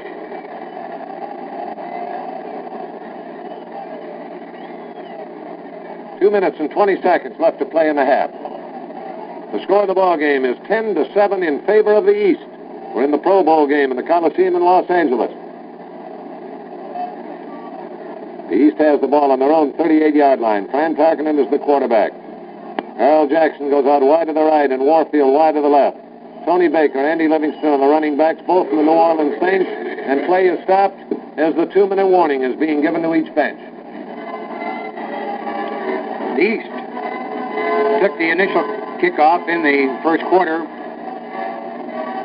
and marched 73 yards in 11 plays. The final play for the score, a 10-yard sweep with the right side by Leroy Kelly of the Cleveland Browns, who took the handoff from Bill Nelson, also of the Cleveland Browns. And he was led by Gene Hickerson, also of the Cleveland Browns. And the East led, in a hurry, 7-0. Also in that first quarter, the West had a chance to get on the board. One of 3 fumbles that they picked up, but they couldn't move against that East defense. Bob Eder tried a 40-yard field goal, but it was far short. And at the end of the first quarter, the East had the lead 7-0. Tom Kennedy, in the second period for the East, kicked a 46-yard field goal, and the East led 10-0. And now here late in the second period, the West got on the board. Roman Gabriel sneaking over from the 1-yard line after a very fine pass from Gabriel to Sayers, and then a draw play. Sayers, 17 yards down to the 1, a penalty to the half-yard line, and then Gabriel in. Now we're back, ready to resume play with Tarkenton rolling to the right, letting go with the bomb. Harold Jackson has it at the 20. He's down to the 10. He is caught from behind and dropped at about the 7-yard line by Lem Barney. Al Jackson, the brilliant rookie receiver from the Philadelphia Eagles, who made this Pro Bowl in his rookie year, just as the target on the payoff end of a 55-yard pass that delivers the ball to the 7-yard line, first and goal to go.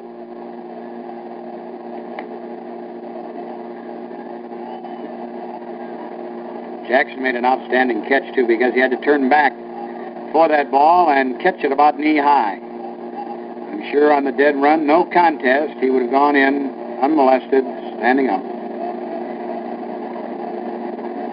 So now the ball is at the 7-yard line, first and goal to go for the East. They lead in the ball game by a 10-7 score. And as we near the end of the first half, this would be a critical score for them to put on the ball on the scoreboard, particularly if they can make a 7-point contribution.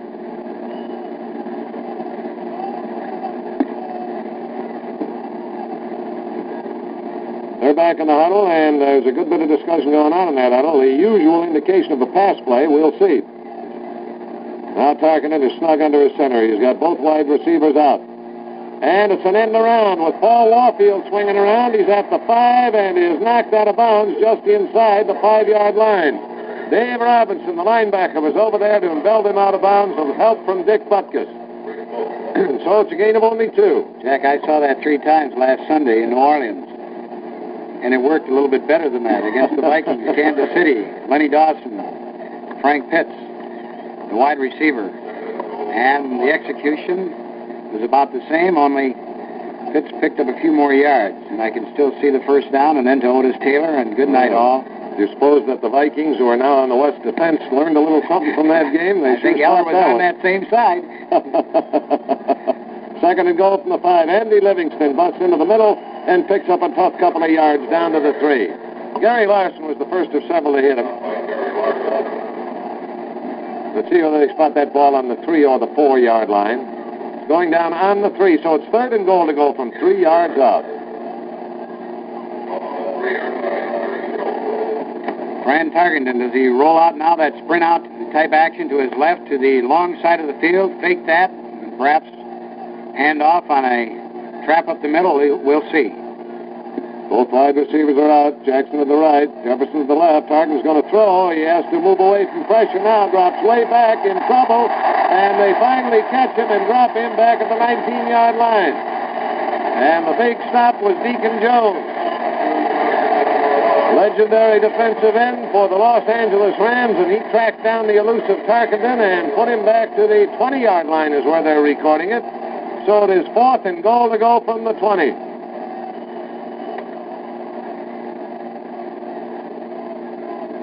So a field goal will be attempted by the East. Tom Dempsey. He'll be trying it from 27 yards away. Larry Wilson to hold. Snap is down. Kick is on its way, and it was good when it left his hands. Referee Harry Brubaker put his arms up in the air when that ball was about a third of the way to the goalpost. There was no doubt about it. And so it runs the score to 13-7 in favor of the East. And the clock shows just a shade over 30 seconds to play before we get to halftime here at the Pro Bowl. And the final game of the long professional football season that had its beginnings with training camp in July. Preseason games beginning the last of August. Or I should say beginning the first part of August. And the regular season beginning in mid-September. And so there are 2 criteria for the players that are here today. Number 1, they must be the best in the business. But number 2, they must be able to physically last that kind of a season. Not all of them could do the latter. Now the East kickoff is on the way. And Jim Butler fumbles it as he gets it on the 2, picks it up, is out to the 10, to the 15, and that's all she wrote.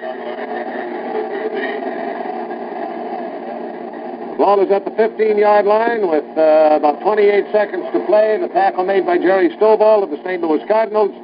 And for the West, it's first down on their own 15.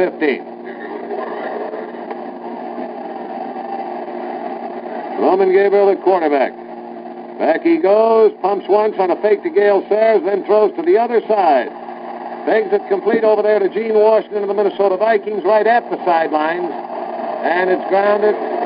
No, it's ruled incomplete. He ruled he trapped it. Ball is being brought back. It'll be 2nd and 10. Either trapped it or was out of bounds with it. It was right at the sidelines, and with the photographers and members of the West bench, which is along that sideline, standing between us, we couldn't see the lower part of his body and know just what it was. But whatever it was incomplete. But it showed me once again the great arm of Roman Gabriel being rushed, off balance, back on his heels, just cutting loose with that tremendous arm of his, still getting some mustard on that ball, as they say. 2nd and 10 from the 15. Gabriel back to throw again. This time the protection holds up, but he can't find a target. So he runs with the ball and gets it to the 19 as time expires at the end of the half. The score is 13-7 in favor of the East, and we pause now 65 seconds for station identification. This is the CBS Radio Network. KSF 4560 San Francisco.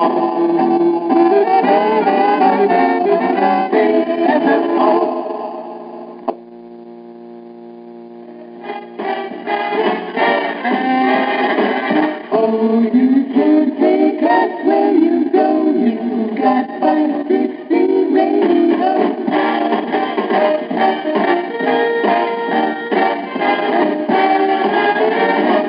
Yes, you can take us where you go. You got 560 radio.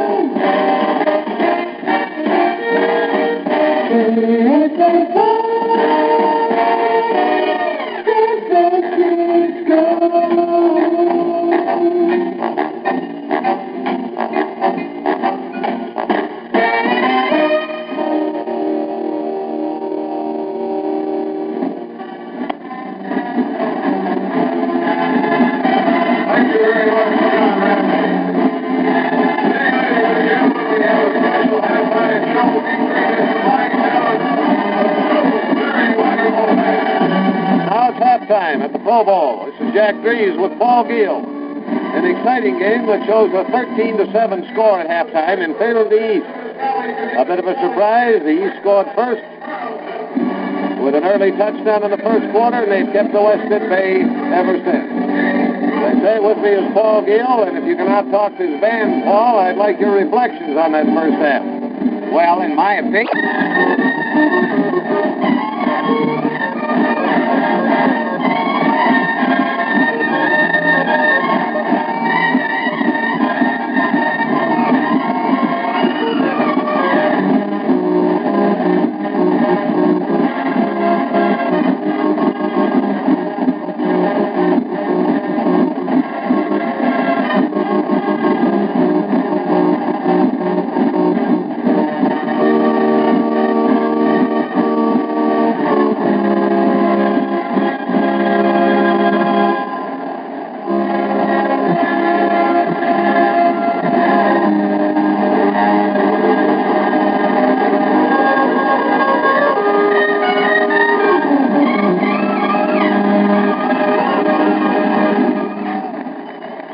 We pause 10 seconds for station identification.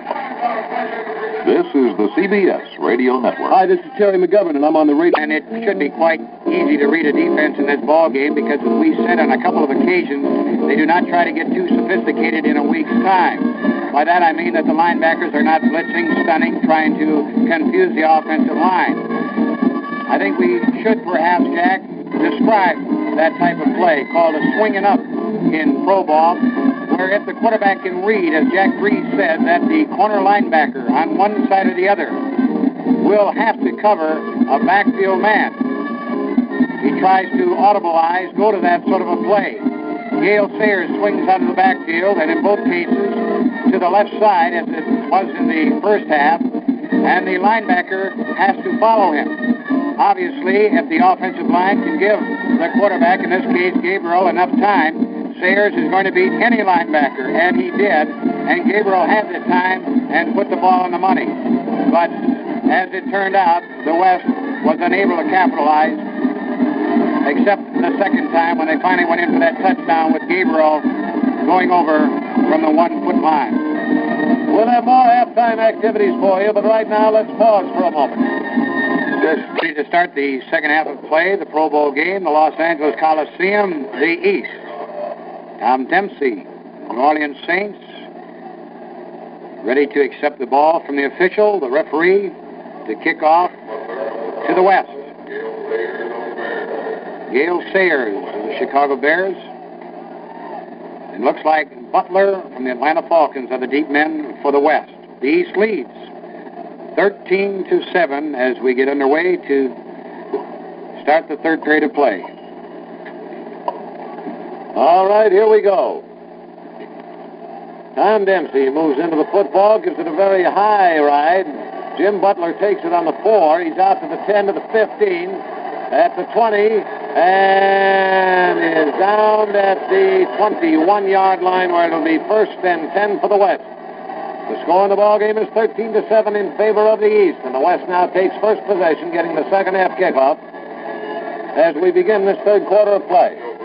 Roman Gabriel will be the quarterback for the West. His running back, Gale Sayers, remains on the field, and Tom Matty, veteran from the Baltimore Colts, joins him. The running back.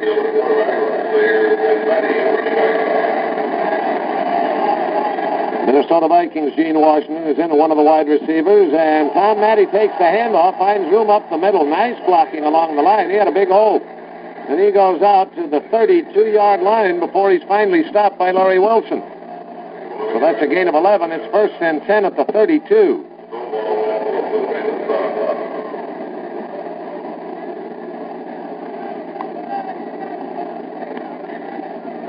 Tom Matty, Gale Sayers are the running backs. Charlie Sanders of Detroit is the tight end. He's set to the left. Carroll Dale is wide to the left. Gene Washington wide to the right. Hand off to Gale Sayers. He gets around the corner, and he is on the way across the 50, the 40. Larry Wilson misses him, but catching him from behind is now Renfro, whom he had shook off, moving around the corner. Renfro, keeping up the pursuit, was able to gain on Sayers when he slowed for Larry Wilson. And Gale Sayers took that ball down to the 27-yard line, 41 yards. Excellent blocking to spring Gale Sayers. Such people as Tom Mack from the Los Angeles Rams, one of the guards. Gail Gillingham, the other guard from the Green Bay Packers. Grady Alderman, the Viking offensive tackle on the left side. And Sanders, who was blocking on that side. Jim Butler has come in to give Sayers a breather. He takes the handoff, pops into the line, is able to get across the 25, but not much beyond it. George Hendry, playing at right end from the Dallas Cowboys, was there to make the stop. Ball is placed at the 24-yard line. Gain of 3 at second down and 7 yards to go. Well, remember the discussion with Paul Giel at halftime. The team that scores first in the third quarter has a big edge, even though the game may still be tight. Well, let's see what the West can do about scoring this time around. They're 24 yards away on a 2nd and 7 situation. Take to Butler this time as Gabriel goes straight back. Arches one for the corner. Tom Matty is the target. The play is broken up by Jerry Stovall, who was right on it. Jerry Stovall, St. Louis Cardinals strong safety, was back covering Matty on the play and batted the ball to one side of the end zone. So it's 3rd and 7 at the 24. Once again, they're swinging up, only this time the linebacker only starting off with the backfield man and then releasing with Stovall, former LSU star, picking him up, covering it very well. Gabriel having excellent protection from his offensive line. Now Gabriel has concluded the West huddle. Gene Washington goes wide to the left. Charlie Sanders, the tight end, is set to the right, making a flanker out of Carroll Dale. Back goes Gabriel to throw, pegs one over the middle, completes to Charlie Sanders. Sanders breaks one tackle, but can't break the second. He is grounded at the 16-yard line. Dave Lloyd and Chuck Howley. Howley had him, lost him. Lloyd made the tackle complete, and the ball is at the 20, a gain of 4. So it's 4th down, 3 yards to go at the 20-yard line. And Bobby Etter is being sent in to boot a three-pointer, hopefully, for the West. Some of the fans a little bit disappointed on the whistle by the official, but he was trying, of course, to protect the tight end, Charlie Sanders, who appeared to be stopped. This will be a field goal attempted from 27 yards away.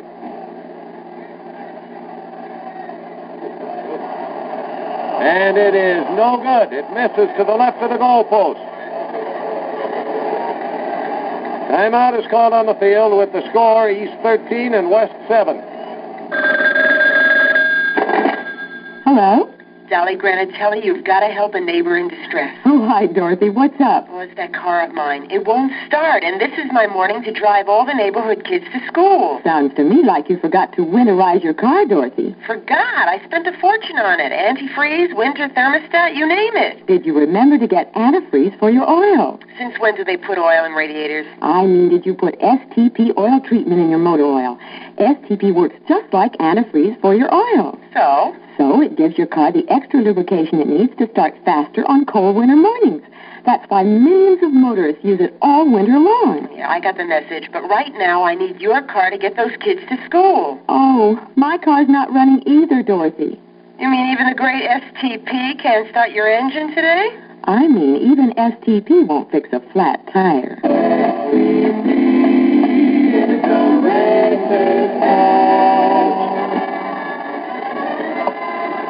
Well, that was a big miss.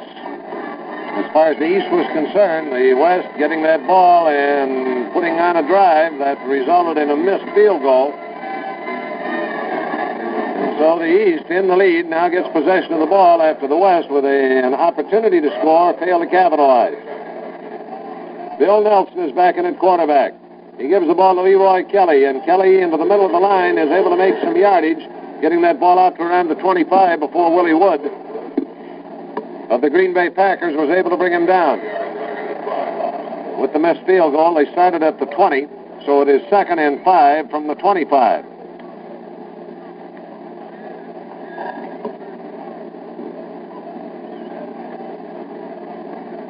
Jerry Smith is the tight end. He's set to the right side. Roy Jefferson wide to the right. Paul Warfield wide to the left. Bill Nelson at quarterback back to throw. Pegs one over the middle. Pegs it complete to his tight end, Jerry Smith, who collided with Paul Warfield as he caught the ball. And that slowed his chances of doing something further with it in the way of a run. But he still was able to take it out to the 37-yard line where it'll be a first down. Dave Wilcox making the tackle. Somebody running the wrong pattern on that one. There's a tendency when you have very little time to prepare for a ball game like this to have a mix-up. Paul Warfield was downfield on the left side, cut into the middle. Jerry Smith on the right side, downfield and cutting to his left, and they banged after the catch. A pitch out comes to Leroy Kelly. He's around the corner to the left and is blocked to the ground by Pat Fisher as he gets to the 40-yard line. Or by Ken Reeves, excuse me. Mixing up my numbers, 37. Ball at the 40 at 2nd down and 7. 3 yards picked up on the play. Now the East in the huddle. They've got the ball at their own 40-yard line. They lead in the ball game by a score of 13-7. Still relatively early in the third quarter. A little better than 10 minutes to play. Penalty flag goes down as Jefferson broke ahead of the count. The throw was to Jefferson. It was incomplete. But that'll be an illegal motion as he took a spurt forward before the snap signal had been given. And the discussion is with Dick Butkus, the defensive captain of the West, as whether they want to take the penalty or the down. And it looks like they are declining it to make it 3rd and 7. That is the case. Motion penalty declined. It is now 3rd down, 7 yards to go since the pass to Jefferson was incomplete. Ball still at the 40. The call in the huddle had evidently been the quick slant-in pass where the wide receiver trying to get off that ball, as Jack Reese said, spurting to the inside, looking back over his left shoulder as quickly as he can to get that pass from Nelson, but he jumped the gun. 3rd and long yardage. And Nelson, under a heavy rush, couldn't get the pass away with anything on it, and it dribbled to the ground easily to in front of Larry Brown, Merlin Olsen was storming through there, and as Nelson threw, he didn't have a good purchase on the ball. And it just kind of flopped out of his hand and hit the ground incomplete to make it 4th down. Now they'll have to give the ball back to the West. And so the West, although they failed to score the first time they got the ball, have kept the East from scoring. And so the second half momentum of this ball game is still looking for a way to go. It's 13-7 in favor of the East. And the East now must punt the ball. Bobby Walden punting. And the deep men are Lem Barney and Gale Sayers. Sayers is deepest of all. Walden hangs one high in the air. Sayers takes it at the 10-yard line. He's back to the 15, but good punt coverage. Had defenders down there, and he is grounded on the 16 or 17-yard line. Jake Cup making the stop. Timeout is called on the field with the score, East 13, West 7. What a good time. What a good time. What a good time. The Cleveland Browns playing for the East is all right, Jack. You know that in that NFL title game against the Vikings, he suffered frostbite on one of his hands. Gets a little cold there now and then. Yes, playing in Southern California is better in January. Gabriel on a sprint out almost ran into a rushing defender. He had to hurry his throw and missed his attempt to Ken Willard. Chuck Howley came storming across there, one of the few times we've seen a linebacker come across. But, of course, the Red Dog was not technically on. As Gabriel sprinted to his left, he became a running back. And Howley, moving across quickly to try and stop that lateral movement by Gabriel, was right in the middle of the play. And so it is 3rd down with 9 yards to go, still on the 26-yard line. Gabriel, 7 for 11. He was rushed by Howley there, had to step up inside, cut loose with the ball quicker than he wanted to, and it was low. Gabriel back. He has to go with a long one far downfield to Washington. Gene Washington of the San Francisco 49ers with Larry Wilson, the safety man, literally on his back, caught that ball at the 36-yard line of the East.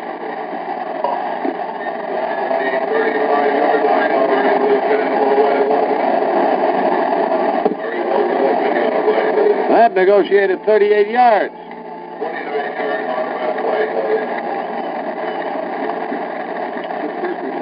And it puts the ball at the 36-yard line, 1st and 10.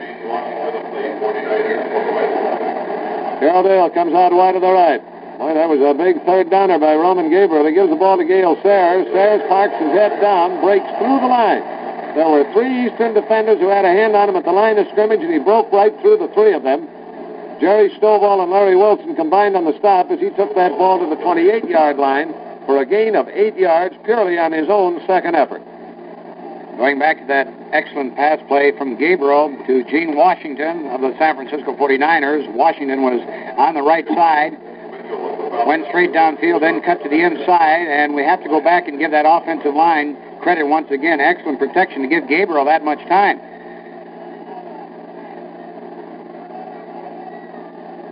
Second down. Ken Willard taking a handoff, runs into a stubborn Eastern line and can't make much.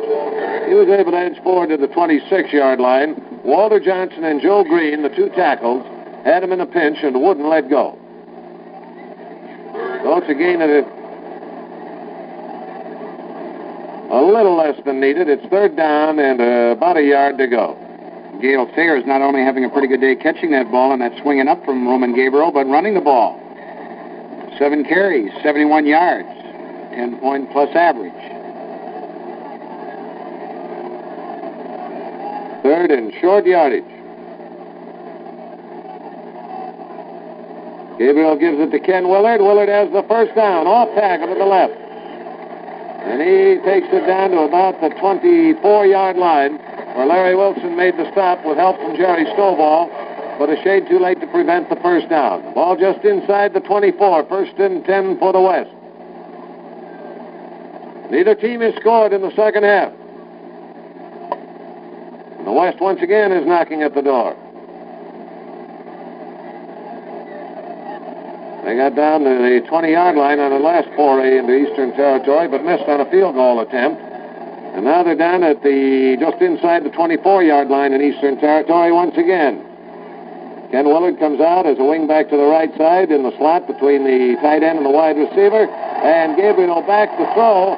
Pegs on a screen to Charlie Sanders. It turned out a screen. It wasn't intended that way. And Sanders was able to take the ball down to the 20-yard line. Chuck Howley made the tackle.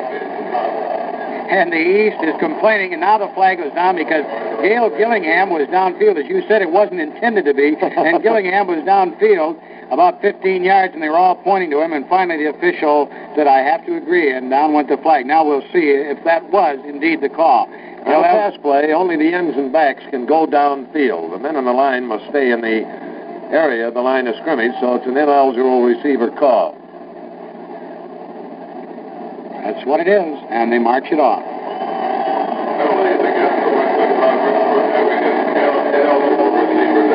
That's 15 yards.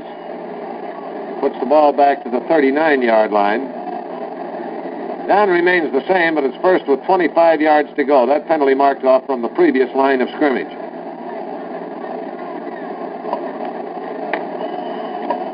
Well, first and 25. And that poses a problem for Roman Gabriel and his Western All-Stars. Tight end is set to the left side. That's Charlie Sanders. Running backs, Willard and Sayers in an I. Now Sayers shifts out of it off to the right. Joe Green broke early, but no, he didn't get back in time. The penalty flag goes down. Pass to Ken Willard is knocked aside and is incomplete. Pat Fisher coming up there, and Joe Green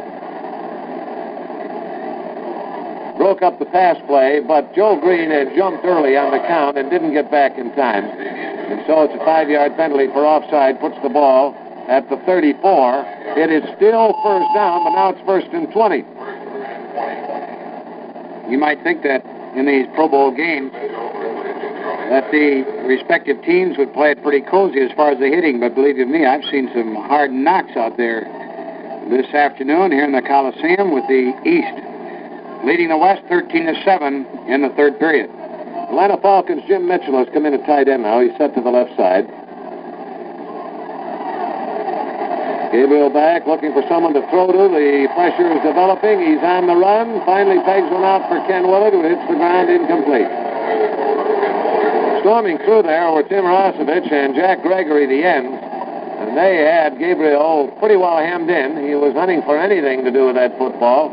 And his hurried throw to Ken Willard was off target. And it's second down and 20 now on the 34-yard line. Gale Sayers is trotting off the field as Jim Butler comes in to replace him in the running back position for the West. Got a little less than 5 minutes to play now in this third quarter. Dale goes out wide to the left. He's a flanker outside Jim Mitchell, the tight end. Gene Washington set wide to the right. And Gabriel back to throw. Has a lot of time, and finally, with his receivers well covered, pegs one for Carroll Dale, and it is broken up by Mel Renfro.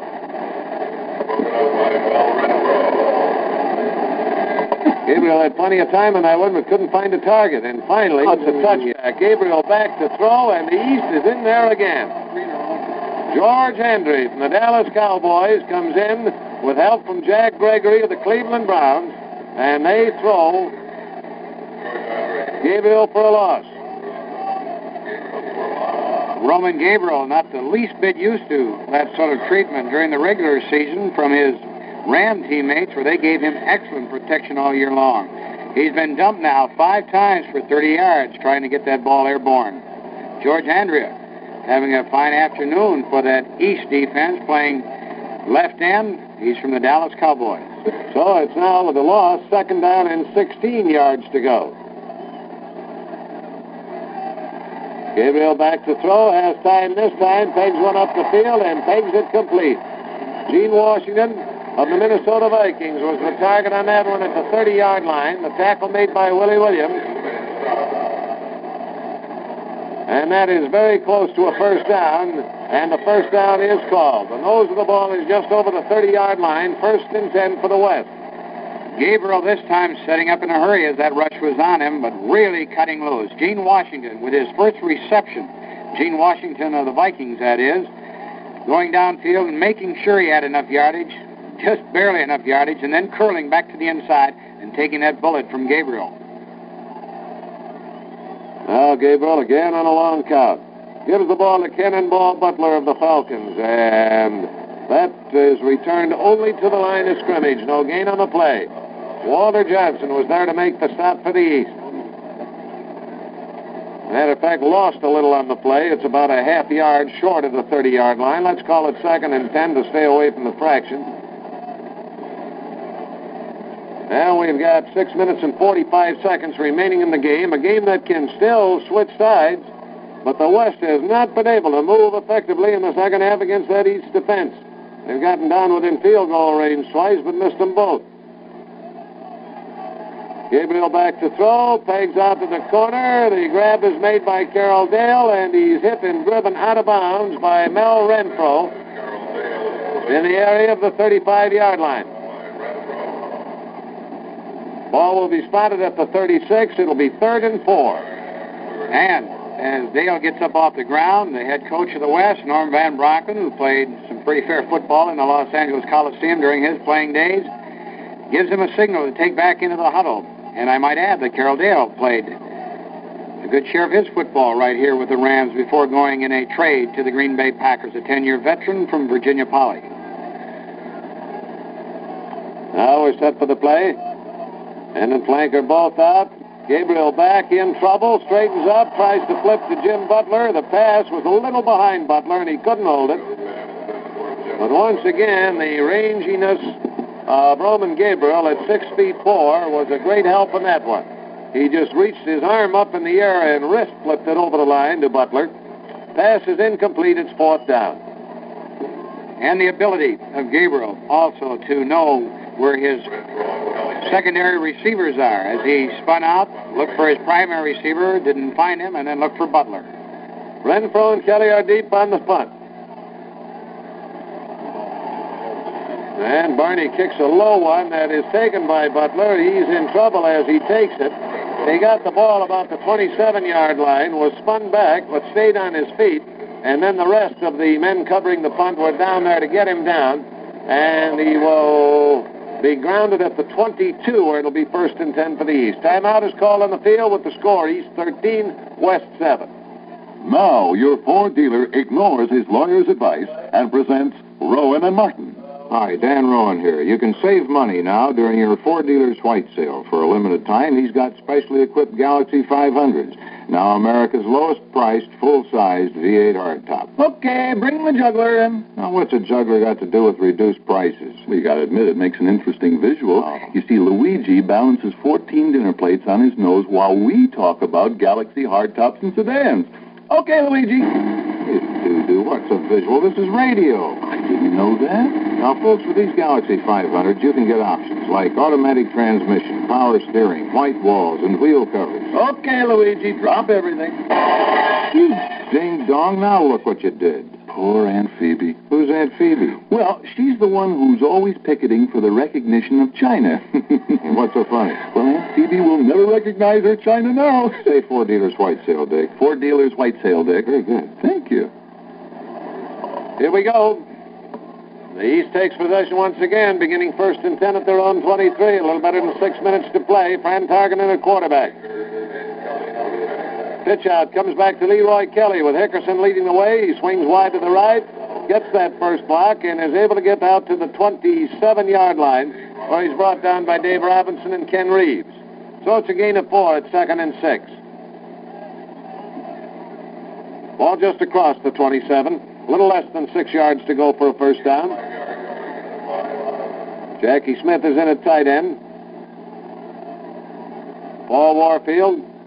Harold Jackson are the wide receivers. Jackson to the right, Warfield out to the left.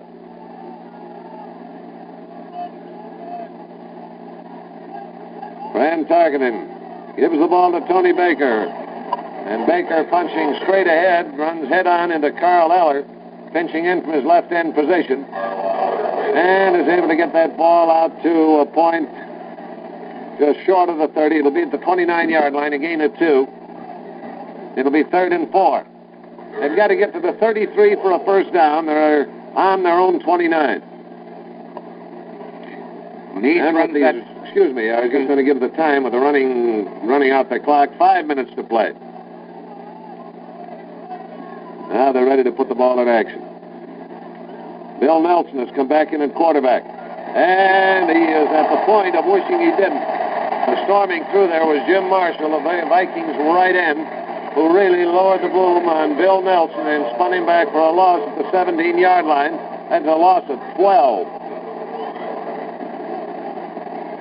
3 members of the Minnesota Vikings constituting that front 4 now. Gary Larson is in there, replacing Alan Page. Carl Eller at one defensive end, Jim Marshall at the other, and in the defensive backfield we had Paul Krause there. So the East must punt to the West. Bobby Walden back, Rick Volk, and Lombardi a deep. And a high pass from center goes over his head and into the end zone. He fumbles the ball, coming in there to try and get it.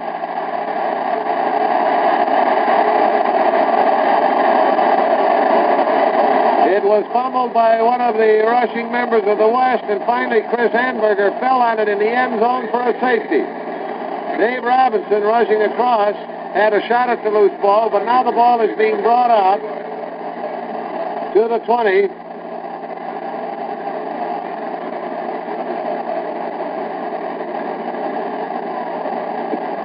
And apparently Robinson... No, it's a safety. It's a safety. They're lining up for the free kick. So that gives it a 13-9 score. Pass went over the head of Bobby Walden back deep to punt. When he reached for it in the end zone, he fumbled it. Then Dave Robinson fumbled it. Then Hamburger fell on it. Hamburger of the East, but he fell on it in the end zone for a safety. And the score is now 13-9. And they'll put the ball in play with a free kick. Bobby Walden will do it with a punt rather than setting it up as a place kick, which could not be teed up in this situation, but must be held. And so his punt is on the way, and Lem Barney takes it at the 24, 30, 35, 40. 45 in trouble, and that's all. Stopped at the 45-yard line where the West will take over 1st and 10.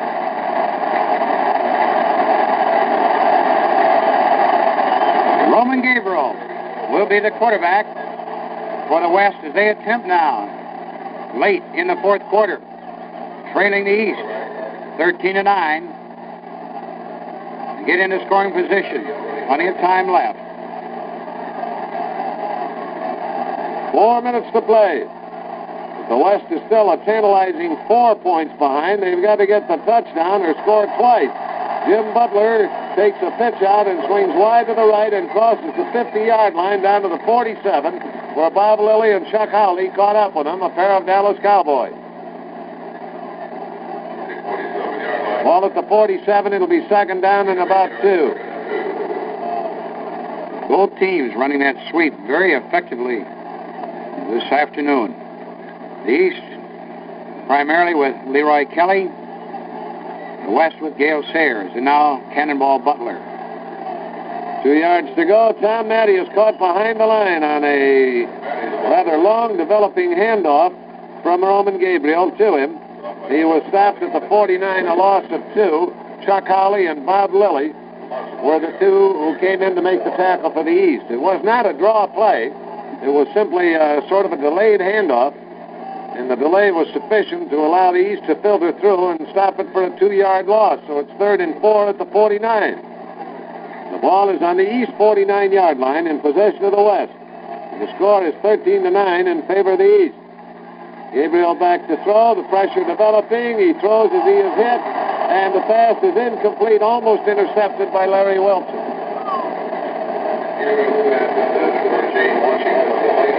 Gene Washington was the target. Wilson knifed in front of him, but couldn't hold the football, and so it's 4th down for the West. 4th and 4. Now let's see what the West is going to do. It doesn't look like they're going to punt at this stage of the game. 2 minutes and 45 seconds remaining to be played, and if they have hopes of winning it, they've got to keep possession of the ball here. And so they're going to go for it on 4th down with 4 yards to go. They've got to get to the east 45-yard line for a first down. They're on the east 49. Big play. Gabriel back to throw. Floats one out to Tom Matty. Matty is inside that 45. He has the first down. Knocked out of bounds at the 43-yard line by Jim Houston. Gabriel with that poise. He had his tight end on the right side, Jim Mitchell from the Atlanta Falcons. Mitchell fought his way through, went into the middle area. Then the backfield man, Cannonball Butler, out of the backfield of the right side, back into the middle. A clearing pattern, in other words, for Tom Matty, who went out in the flat on the right side. So Roman Gabriel brings it off on a 4th down and 4 yard to go situation. He hits Tom Matty for a first down. 1st and 10 from 43 yards away. Tom Matty on a draw play, finds running room, goes deep into the eastern secondary to take that ball down to the 34-yard line. Jim Houston, Jerry Stovall combined to bring him down. Gain of 9, it'll be 2nd and 1. Getting close to the 2-minute mark here now in this ball game, with the East leading the West 13-9. With the West on the move, they need to score. A field goal will not do it. Clock is moving up to the 2-minute mark. Let's see if they get. No, they don't. They cannot get the play off. Time is called for the 2-minute warning. 2 minutes to play. You know, Jack, a fellow that has always impressed me ever since his playing days at Ohio State, where he was the quarterback, is Tom Matty. The type of fellow I imagine by scouting report definition isn't really fast enough to get around the bend. Doesn't throw well enough to really hurt you that much, but every time you turn around, he's right on top in the league in almost every department, or near the top. Fellow who has played extremely well for the Baltimore Colts. A real gutty ball player, a money ball player, as they say. Coming through there with that big catch to keep that drive alive for the West. Gabriel to Tom Matty. Gabriel now comes back onto the playing field. He had been off to the sidelines for a minute there to talk to Coach Norm Van Bronken of the West, as he gets, no doubt, a series of plays. As at the 2-minute mark, they trail the East 13-9. West last year winning 10-7, leading the series 12 wins to 7. This is the last Pro Bowl for the National Football League. Next year, of course, with the realignments, the merger of the NFL and the AFL, it'll be the National Conference against the American Conference, and that will really be something for the fans, just as this series has been over the years. 2nd down, 1 yard to go as the ball is put into play once again. West has it 34 yards away. Tom Matty has another first down as he takes the handoff, plows through the line and beyond it, and takes that ball down to the 28-yard line. 1st and 10 for the West, and the West, after a rather listless second half to this point, has perked up steam as a result of a safety that was recorded against the East on a high pass from center on a punting attempt, and are now putting something together. Let's see what it'll develop into. 1st and 10 at the 28-yard line. The West trails by 4 points. It's 13-9. Back goes Gabriel to throw. He arches one for the end zone. Too long. Incomplete to Charlie Sanders. Covered over there by Jerry Stovall. Going for broke was Roman Gabriel as he lifted one into the end zone, but Sanders couldn't get under it. And it was just as well, for had that pass been on target, Stovall would have been quite a party of the second part to figure out who was going to catch that ball. 13-9 is the score with the East out in front. And we have 1 minute and 20 seconds remaining in the game, and the West has the ball 28 yards away from the East goal line. The East defense has been equal to virtually every task this afternoon.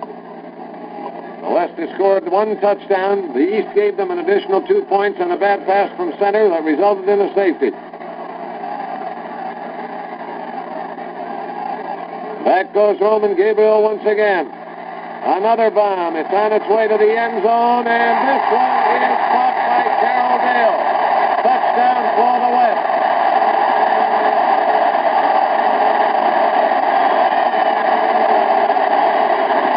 Al Renfro was the beaten defender by Carroll Dale, as Roman Gabriel hit him in the corner of the end zone, a 28-yard touchdown pass.